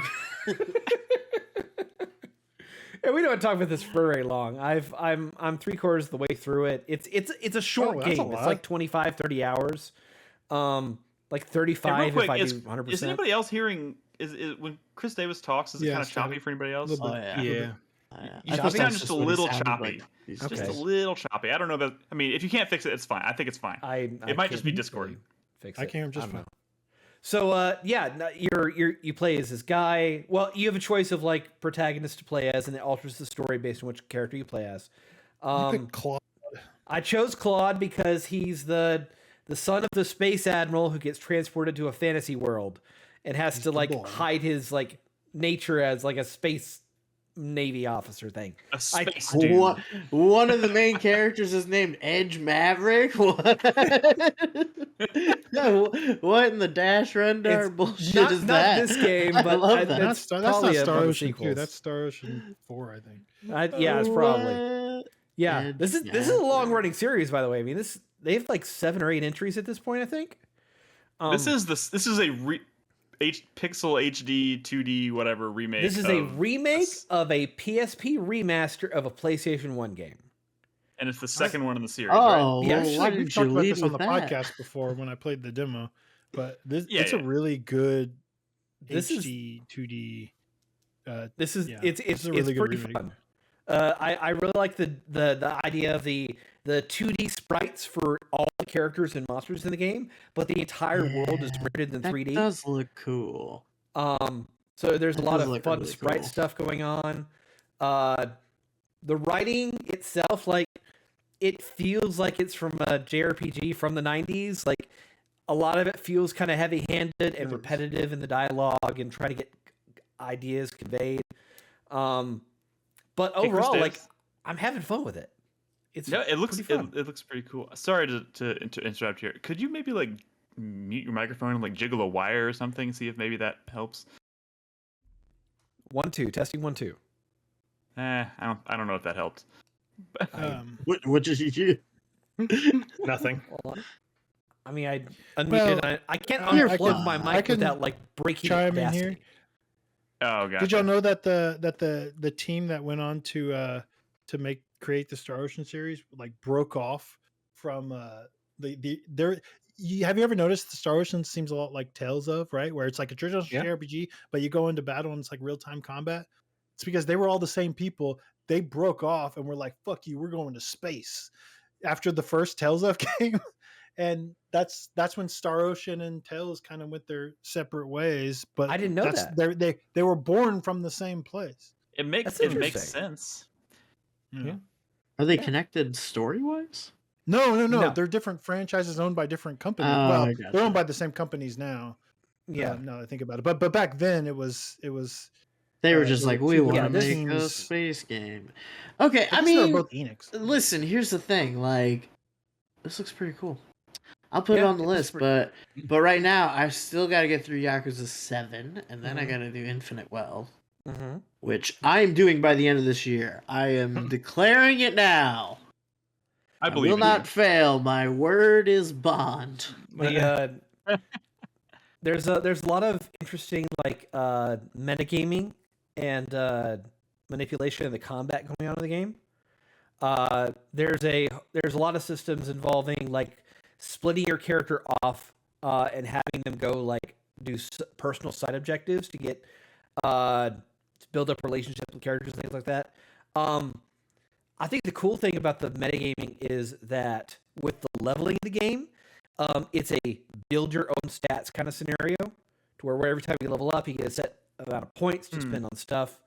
And in doing so, you spend it on a set amount of categories that opens up additional abilities. Abilities can be stacked between characters to unlock special things. Sorry, Chris Davis. So, Chris Davis, I understand it's going to mess up Audacity, but just letting you know, it sounds terrible. Yeah, Like, I don't know what's going on. It is worth It's messing really... up Audacity. Okay, all right. We can do another a final sound test at the end, or sound check. Yes. I'm stopping Audacity. I'm going to restart my mic. Cool. We'll vent for me. We'll fill... It's a good one of these. I've definitely, I mean, I played Star Ocean 2 back on the PS1, but this is I've definitely been this is the one game in the series. It's kind of reminds me of like a series that never had like a there was they never had an A+ entry. They've only ever had Is like this the one? Is this the A+? No, this is like the B+, right? Like literally it's one of those franchises that never had like a truly like standout game, but this is the one that generally people land on as like the best one. Closest to you'll see the most greatness. consensus. Yeah, exactly. This is the one. But some of the others have their fans, but mostly kind of a B tier series. But Hello. This was the one to remake again. Okay. All right, Chris Davis, say something, and we'll see. Hello, I am talking into the microphone. Please give me good news. Oh, that's much better. That's good news. Good news. What the fuck is Thank you, going on Jesus. tonight? I don't know. All right, I don't know. I'm It's recording again. cool. So anyway, anything else you want to say about this? Well, I hope y'all actually listen to what I've been talking about for 5 minutes. When this podcast. Yes, it was just garbled. But I mean, there's just like there's fun stuff going on. Like I have a character who got into a fight with a 2-headed dragon and accidentally got merged into them. So he's got like these 2 dragon heads kind of talking to him and interacting with him that are fused would you to his look at back. that? I see that now. Yeah. I didn't even notice that. They're named Creepy and Weepy. But they also they're like the tentacles from Doc Ock in Spider-Man 2, the film. So they like have their own minds and can actually control and possess him to say things out loud. Like I don't know. There's a lot of fun ideas with characters. I'm looking at this and I'm like, I know it's in space, but man, it somehow still manages to look very fantasy-like. No, yeah, how much of this game do you actually spend in space? Very little. Well, later you'll do. Yeah, I mean that's the thing. It's the Star Trek thing. When he's down on the land, he's in fantasy land, and they're like, "What is a gun?" That's the yeah. And then he shoots somebody. Yeah, like he uses a ray gun, and all of a sudden, all the characters in the world think he's this historic, legendary hero that's going to save wizard. the world. Yeah, that's the game. That's why it looks like a fantasy. That's cool. Okay, so here's the thing. I was totally ready to poo-poo whatever it was you were gonna say, Chris, but you know what? You've intrigued me. And we'll leave it at that. I'm quite interested in the setting lay of it this on two franchise things. now. I really like that dynamic they have of the fantasy planets of the unsuspecting populace of the underdeveloped worlds against these giant spacefaring navies that are at constant war with one another over planets and stuff. It's fun. That's That is pretty cool. That's pretty cool. I'll be interested to see if your love for if your appreciation of this franchise goes beyond just playing the second one. Because like Brad was saying, like I don't think he needs to go play other Star Ocean games. Honestly, I think he could stop here. well, while he's fucking Microsoft, he can just focus on playing Star Ocean. Look, after the first two Star Ocean games, Trice made Valkyrie Profile. Now that's a game you should check out. And you know what they eventually went on to make? They made a little game called Lost Odyssey. Well, what that was Mistwalker though. But Mistwalker is development. Trice people. Yeah. Right? And that man's name was Albert Einstein. Japanese game development's weird. They also made Infinite Undiscovery. They did. Oh man, who made the Last Remnant? Last Remnant was Squaresoft. Yeah, it was These are all real games. You guys These are all real games. You guys are fucking lying. Didn't they do a remaster of Infinite Undiscovery a few years ago? They did a remaster of Last Remnant. Yeah. Okay. Which blows my fucking mind. Because they still haven't done that for Lost Odyssey, which I think actually probably deserves it. All right. Yeah. All right. Anyway, so a lot of fun. Sorry. Go play this game. It's really good. Cool. Maybe. Maybe. All right. Little fancy critic talk. Like we've been pushing this segment to the end of the show before we do our 4-player minutes. There's been a few developments since we last spoke about it, and I probably should have had this pulled up in front of me so I could cover those things. You might have to tell me if I've said some of these things or not, but Ed picked up Paper Trail. Yes. New pickup for this week. It's a cool little indie puzzle which game. we featured during trailer talk tonight. Seems like it's doing okay. A couple of Carlos games have come out. Dread Delusion's come out. It has very few reviews. I don't think it has a score yet, but yeah.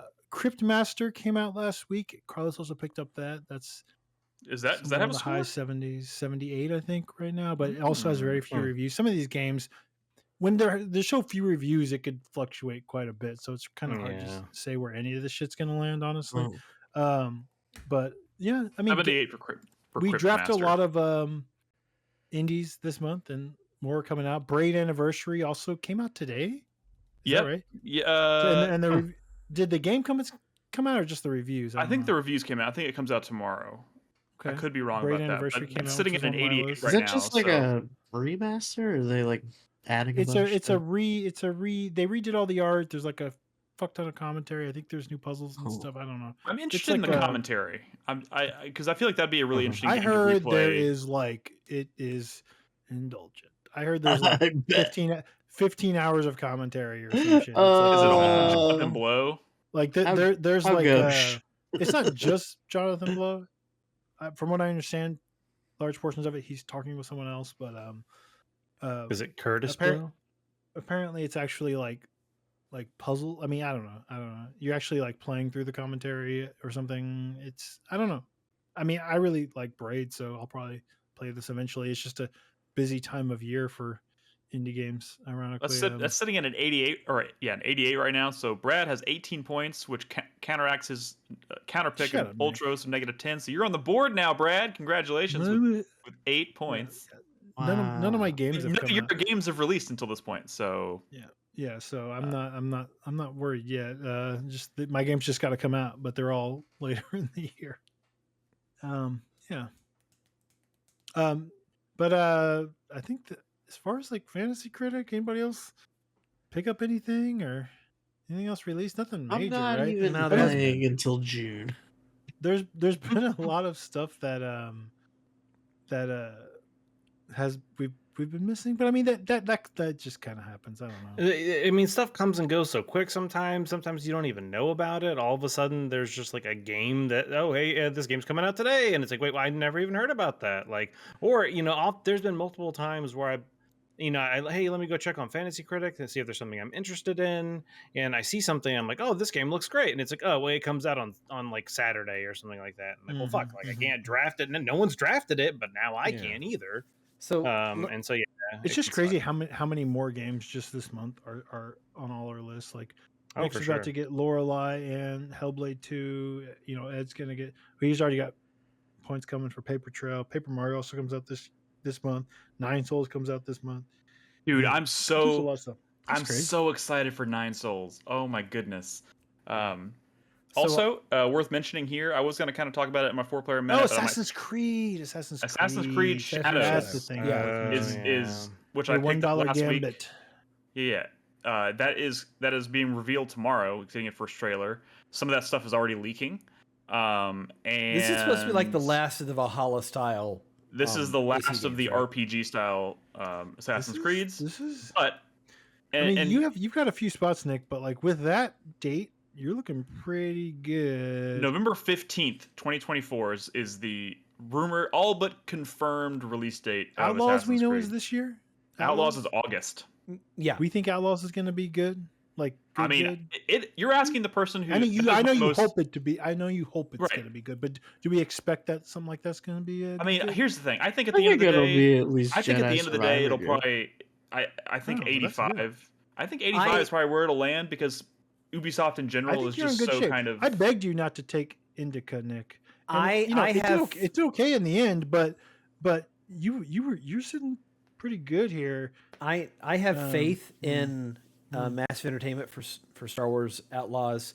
They figured out how to make a third-person shooter, and it feels like they're putting a Star Wars sheen on a game they've already made twice. Maybe you're right, Liz, but like you are not allowed to ever give like any sort of opinion on Massive because you were so fucking biased towards that studio. Oh, I absolutely am. I will readily admit that. He's played 800 hours. Of course they're gonna shit gold. It's the studio that I've been filleting for the past 15 years. I get it. They also made Avatar, which in conflict, right? They also made Avatar: Frontiers of Pandora, which I haven't played and I haven't heard terrible things about. But that was also that was like a 78, right? It's like a Far Cry like, and it's a Far Cry like, which.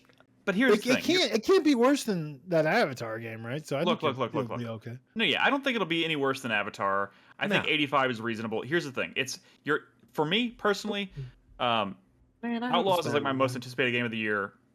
And a lot of that has to do with how I felt about Survivor last year. And I know those are two different studios, two different kinds of games, but I also am one of the people who frequently, more often than not, still really enjoys open world Ubisoft games. So I don't think that's what you're gonna say. I thought you were gonna say I pick with my heart. Well, I mean, I do in some cases, but I also think it's a thing that do.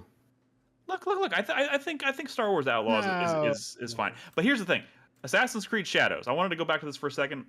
So I don't have to talk about it in 4-player minute because it's getting the reveal tomorrow. As Chris Davis said, this is the last of the RPG style, like Valhalla style, Assassin's Creed games, right? Which take it or leave it. I still think Origins and Odyssey were some of the best games in the series, despite some problems they eventually run into with like level gating and stuff.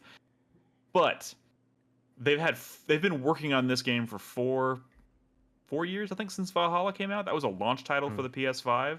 So it's the first one that they didn't just turn around and release within a year or two of the last one. So I have faith that this is probably going to end up being one of the most impressive Assassin's Creed games of this style. Whether you like this style or not, that's a totally different conversation. So I'm looking forward to see it. And it's feudal Japan. I think, they maybe waited a little too long to get there, but people like that shit. So I like that shit. So and they're doing the dual protagonist thing again. Now here's the question: somebody brought this up in Discord earlier, and I'm not sure which way they're going because it's the dual protagonist. There's a male and a female character again, but is it going to be more like Odyssey, where you pick one or the other and that's your character, or is it going to be more like Syndicate, where you're swapping back and forth between them? I mean, they look pretty different. Yeah, the guy is a samurai. The lady is a kunoichi. So yeah, I mean, kunoichi. we'll find out more tomorrow. I mean, here's the thing. Tomorrow's trailer. What if like right before this shit drops, like Sony drops the trailer for Tsushima 2 and it's like, fuck you. That would be perfect. Good, and I would welcome it. But, go ahead and buy this bloated mess, or you can wait for the real. Look, that's not entirely out of the realm of possibility, because one of the things that came out with the CEO announcement for Sony or for PlayStation this week is that they pretty much confirmed that there's going to be a showcase in May for PlayStation. So they could turn around and announce Tsushima 2 this month. Not for release this year, I'm pretty sure, but like they could show Tsushima 2 and really take some of the wind out of their sails. I mean, it's so weird though, right? It's been 5 years since Ghost of Tsushima came out at this point, right? Yeah. It's been 5 years since literally every video game came out. Dev cycles are too long these days. It's too which fucking hopefully, unless you're the Yakuza people, it takes you 5 years to make a game apparently. Hopefully, did you hear the Sega news that happened this week today, by the way? I don't think so. Sega, along with everyone else that are panicking in the industry, they've decided that they're going to annualize basically everything they possibly do between Yakuza and Atlas and Sonic and whatever franchise they have. They're going to annualize it with DLC, remakes, remasters, and games. Already? That's the industry. You're telling me they're going to annualize Yakuza finally? What are you talking about? It makes sense. They've already fucking annualized Yakuza, but like Persona Atlas stuff. They're going to annualize Atlas? Are you Persona? What? There is either a Persona remaster or like new version or spin-off. Yeah, like every fucking year. This is not surprising. I'm not gonna lie. I was already under the impression that we get 2 Yakuza games a year already. Yes. Yes. All right. Let's move on. 3. Let's go ahead and wrap up. Can I ask a fancy critic question real quick? Sorry. Fancy critic question. Whatever. I'm already fucked in the league. Fuck you, Nintendo. Stop it. So, Zenless Zone Zero has a new flag on it that I haven't seen before until tonight. It says, I've never quote, seen that either. the iOS App Store lists this as an expected July 3rd, 2024, but there has been no official word elsewhere. Does Fantasy Critic count reviews for mobile games? Of course. What are you talking about? It does? I mean, it's a review for a game. Why is there even a flag? Every single one of these games has like notes and stuff on it. If you click details, why did they feel the need to put a flag on it? I don't understand. I don't know either. It's just like that would really help me if they didn't do it. So what would help you? It would help me if Zenless Zone Zero did not have a console release this year and it didn't count reviews for. Oh no! It would still count. There's it would mobile still games. Count. Yeah. Still count For sure. Sorry, Chris Davis. All right, but keep hope alive, dog. I mean, more power to you. You got to be out there with me hoping for that Donkey Kong platform. Nintendo didn't fuck you. Like the Donkey Kong thing was a bad thing regardless of whether you thought the Switch was going to come out or not. By the way, we pretty much got confirmation that got canceled, right? Guys, Donkey Kong. Pause for a second. Yeah. Chris Davis, your mic's doing it again. I'm sorry. Oh, okay. God, well, let me wrap things up with the 4-player minute. Go ahead. Okay, just push through it, Chris Davis. It'll be fine. Yeah, just maybe keep your 4-player minute Chris shorter. Davis, just push through it. I'll do your 4-player minute. It sounds like that, but 40 times worse. Look, man, I could talk Metro. Let me do your 4-player minute. Let me Never. Metro, Eastern European game development. You tell me. You just give me a thumbs up. No? You give Brad a topic and he'll talk about it for your 4-player minute. Do you want to know about what the studio that was formerly Human Head ate for lunch last week? I bet Chris Davis knows. I'll just stop the show here. No. All right, my 4-player minute is to cover a little. I bought some new gaming hardware. I want to talk about my 4-player minute. I bought one of these guys, a Miu Mini Plus. Seen all these all over TikTok, right? Let me tell you, weirdo. Let me tell you, this. So like, there was a time where these were like really bad. Yeah. They were always like neat, right? and there was a time they were really bad. Well, they kind of got good at some point. They were And underpowered. The screens weren't ever that good. The battery life wasn't good. Yeah. Yeah, but so the devices got better, and as the devices started to get better, the support, like homebrew like support, started to get a lot better because the devices are like, oh shit, we're gonna go all out to make this thing good because the software, the firmware that comes on there, the OS that's on there, the SD card that comes there with that's loaded with literally thousands of games, like those are bad SD cards, they're gonna fail. So like you get these things now, and like there is so much information. Like it's so easy now. They've made it so easy. Like everything else, like they've made it so easy. Before you were like tracking down ROMs, hoping you were getting some good shit, installing like translation patches. Now you go to archive.org and there's like custom curated packs specifically made for this device, for this custom OS, made specifically for this device. Just tell me what kind of what kind of flavors would you like in your perfectly uh, the curated ROM pack that is specifically designed, filled with games, the best games that can run perfectly on that system. That's exactly the size of the memory card that you pull in it. Tell me what size of memory card you have. Tell me what your favorite flavors are, and boom, here you go. They've made it so fucking easy. Emulation was like tough before. You buy one of these things, they're like, you can get these off of AliExpress for like $40 and go to archive.org to download one of these ROM packs and like a custom OS. This is running Onion OS. It is crazy how easy it is to like, I just have this shit in my pocket. I didn't even know what was going to be in this like ROM set when I got it, but it's like, yeah, I want to play, fucking Front Mission 2 Gun Hazard translated. It's on here. Everything's on here that I want. It's crazy. It's fucking crazy. I'm discovering like hacks and like patches for like games that I didn't even know existed, like old games. I was like, what? Streets of Rage 2 TMNT edition. What the fuck is this? Oh, this is just Streets of Rage 2, but I'm like playing as the Ninja Turtles and it's good. It's like there's like all kinds of crazy shit on there that didn't even know existed. Now, if you're familiar with like ROM hacking or whatever, .net or whatever, I mean, there's like tons and tons and tons of stuff on there, but just it's so nice to have like translated versions, like all these games just ready to go. They just make it so you easy. say what this thing is called? I can't. This is called this one is the Miu Mini Plus. Oh, okay. You can get it on AliExpress for like nothing. You can get it off of Amazon. It'll cost more, but it'll show up in the morning, which is what's crazy. These, it's not like, oh, I'm on a wait list and hopefully halfway through next year they'll take my $500 so I can play a Game Boy that runs the Game Boy games that I don't even have yet. But I'm furiously trying. I'm not calling you out, Chris Davis. I'm sorry, but there's boutique fancy versions of these boutique fancy versions that'll run actual cards and they cost $500 and the pixels are perfect. But this is like $40 and it comes with every game you ever need. It's crazy how easy it's become. I just wanted something that fits in my pocket. My Steam Deck doesn't fit in my pocket. When I'm taking a shit, I'm getting a little tired of Slice and Dice and Slay the Spire and Into the Breach, my trio of perfect games.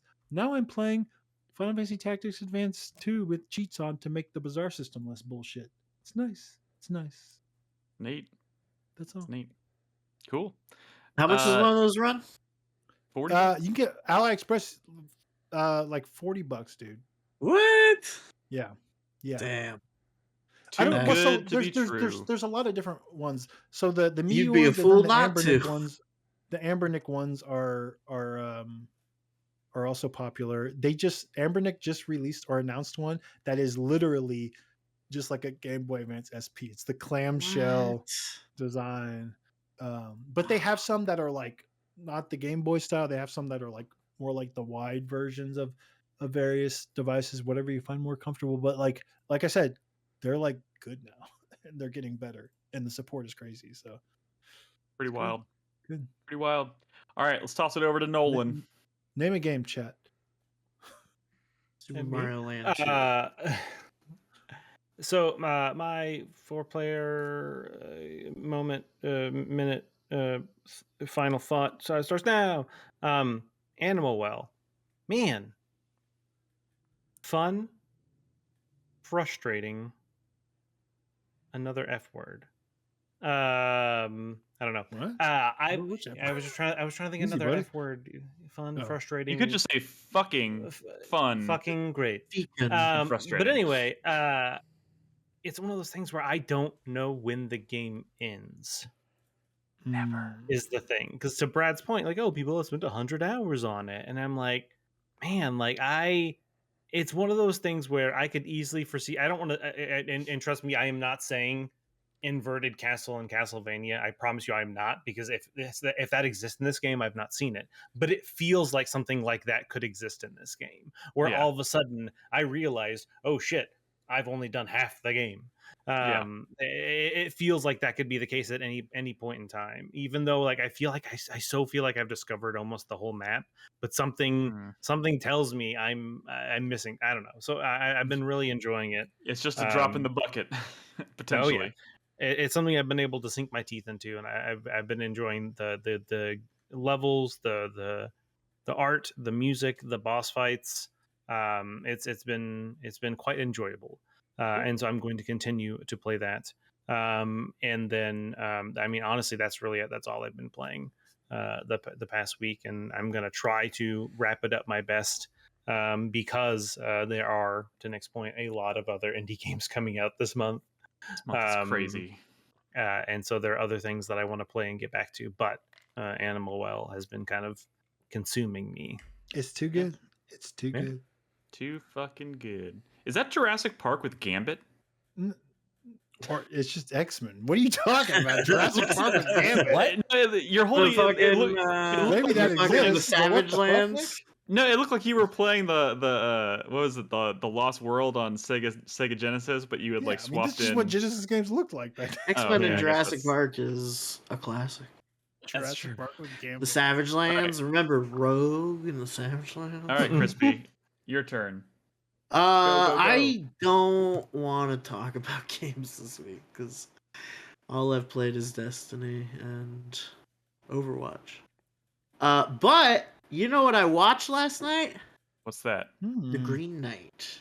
Oh, wait, I watched it. No, I've seen it before, but I watched it again last night. And it had been a while. I actually hadn't seen it since it came out 2 years ago. Man. Really do I need to rewatch that? I love it. I love that movie. It's really good. It's funny. I watched that. In fact, that was one of the movies that I like. It's fun. During COVID, they were doing like A20. Is it A24? Yeah. A24 was doing like this like at-home screening. They did. Yeah, thing, they did right? like. And I paid for it and I watched it. Yeah. And I paid for the premiere. I watched it and I was like, that was really good.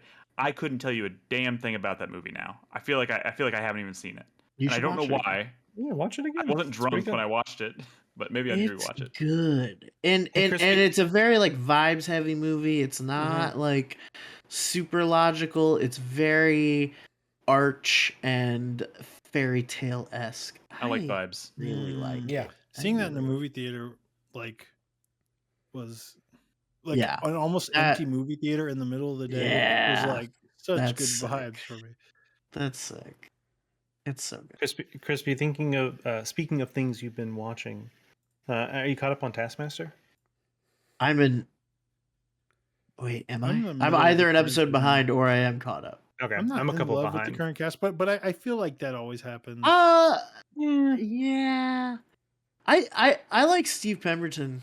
He's like one of those he's weird old So many guys. old people. Why is British people love old people? Oh, because it's like a tiny scene, and there's like 40 comedians, and at least 35 of them have been doing it for 15 or more years.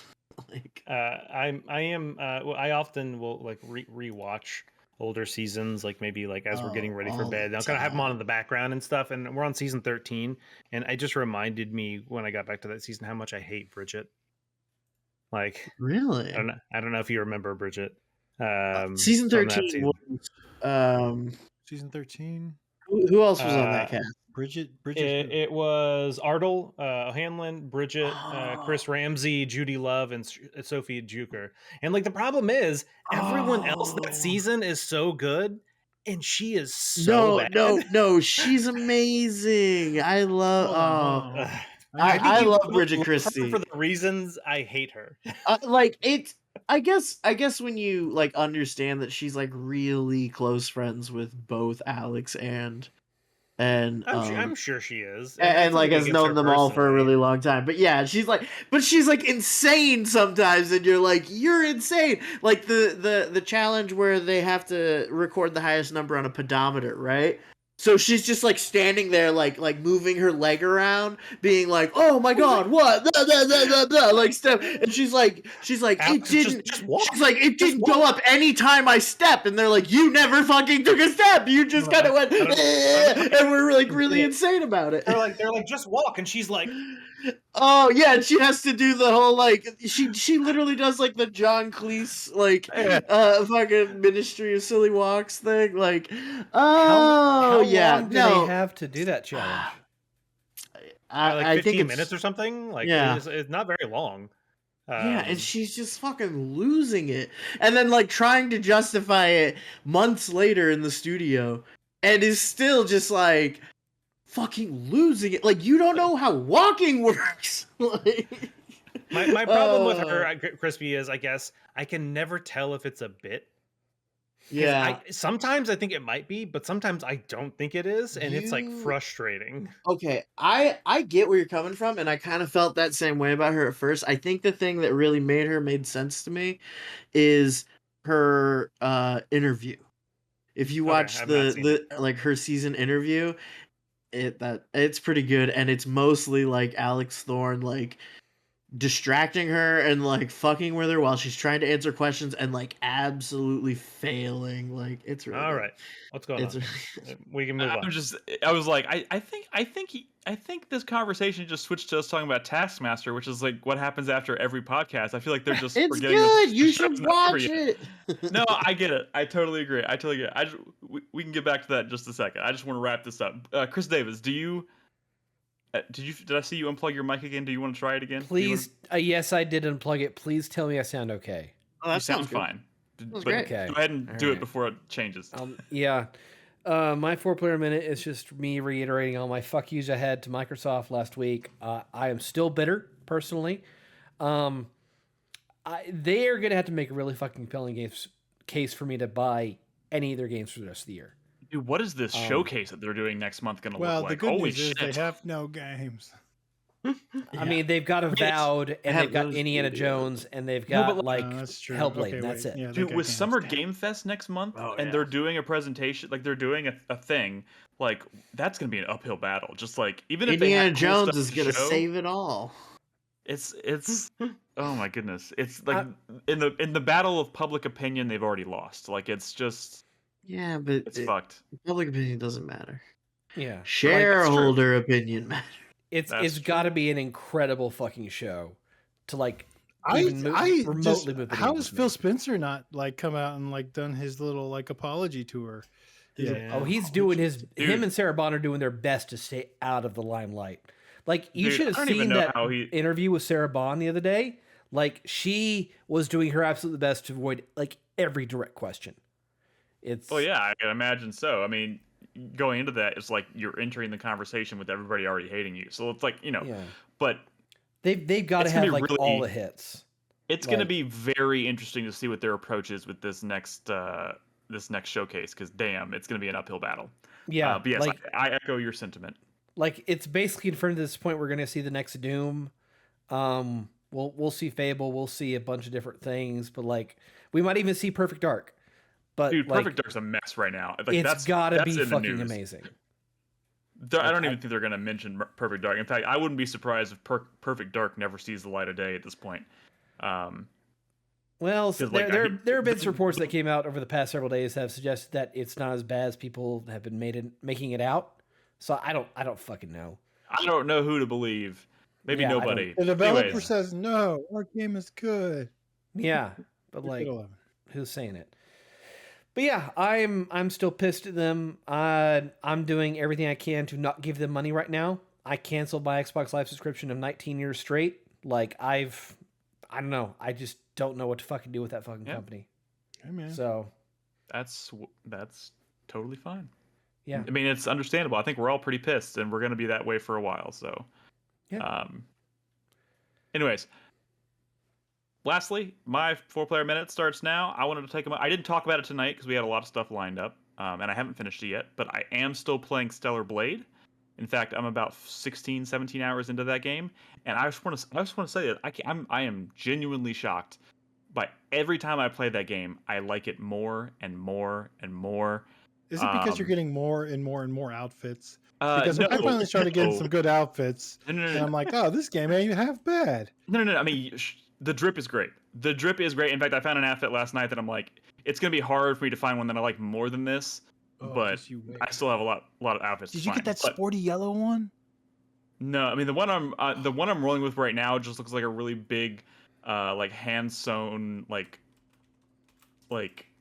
I don't even know I don't even know. I mean, how the fuck do you describe any of the outfits in that game? Hand sewn what? Yeah, it's like sewn. It's like a sweater that's like it's like a knitted. Oh, yeah, it's the bottom half that made you choose that one. No, I mean that.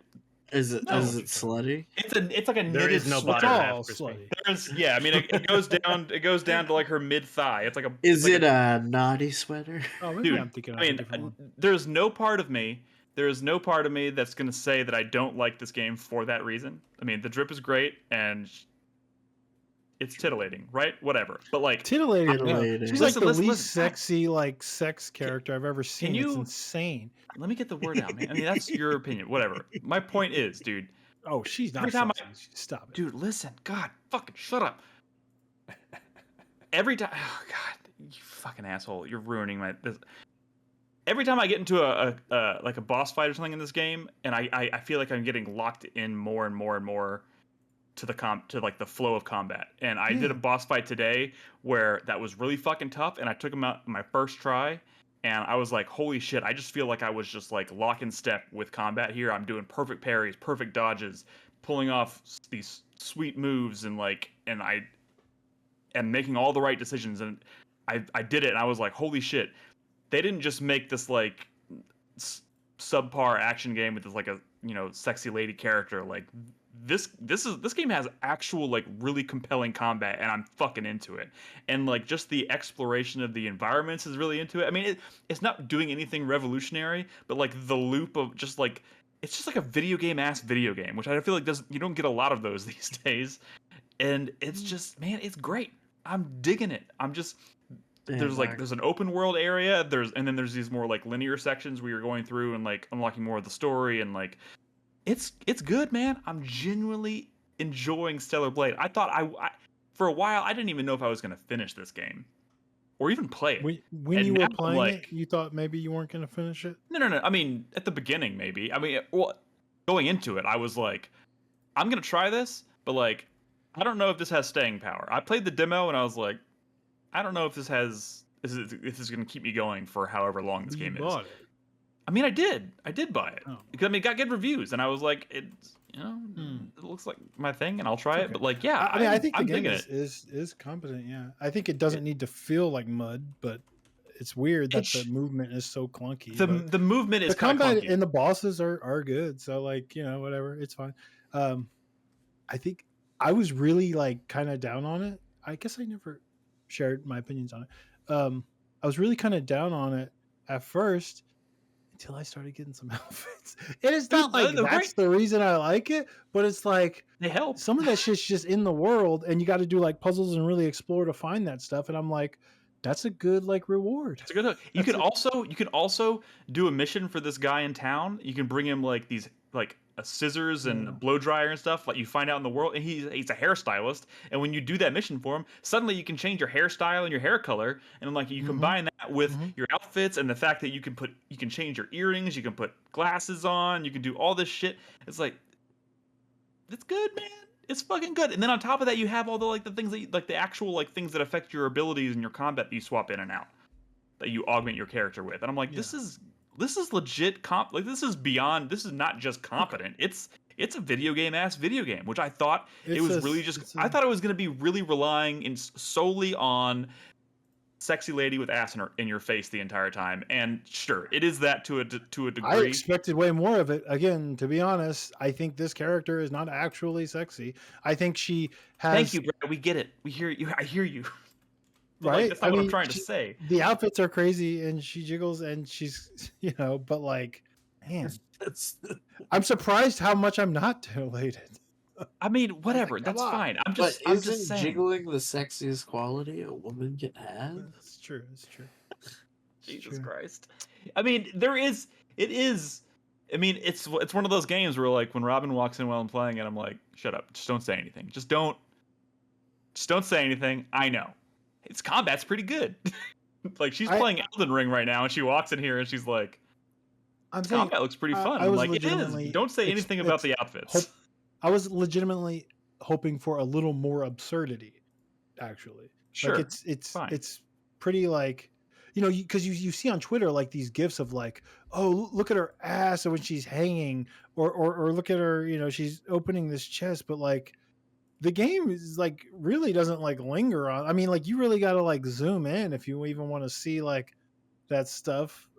It kind of like goes away. How like when you're playing a game with like bad graphics, eventually you just stop seeing the bad graphics. You're just playing a video game. Like when you play an old game, it's like, oh, this is just a game, and you don't even realize that you're looking at like an ugly game anymore. That's how I am with this game, except the sexy part of it.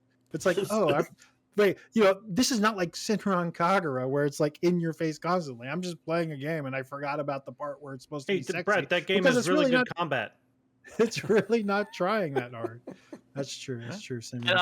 I mean, this is take it or leave it. This is take it or leave it. And I'm not sitting here trying to tell you that I think this game has like an amazing story, but I'm not entirely uninterested in like the lore and shit at this point. Like I'm kind of into what's going on and trying to figure out what's happening and where we're going. And like some of it's one of those games where it's like all the characters and all like the enemies and stuff are like way over designed, but like after a while I'm like, okay, they're over designed to a kind of an absurd degree, but like it does look pretty fucking cool. And some of the stuff that's happening is pretty fucked up. Like I'm into it, man. I'm into it. And like when they do stuff, man. When they do a lot of like all like the crazy like slow-mo action shit, like especially in combat or in cutscenes and stuff, like this choreography is pretty fucking cool. Like I'm into it. I'm into it, man. Way more than I thought. That's all I'm saying. Anyways, that's my 4-player minute. I'll talk about it after I finish it. Guys, thanks for listening. Thanks for being here. 4playernetwork.com is our website where you can find all of our podcast episodes. You can also find us on all the podcast services, including Spotify. I can't believe I have to tell you this, guys. Somebody told me a while ago they didn't realize we were on Spotify. We're on Spotify. We're on everything except for Google Podcasts. That doesn't exist anymore. So just keep that in mind. But yeah, thanks for listening. If you're not in our Discord, we'd love to have you in there. Discord.gg/4player. And of course, you can tune in every Tuesday night at 8 p.m. Central Time for a live recording. And we'll do trailer talks from 8 to 8:30. So if you want to watch some game trailers, talk about the newest shit, some old shit, and then stick around for a podcast recording, we'd love to have you. In the meantime, guys, be good to each other. Play video games. Good night. Bye.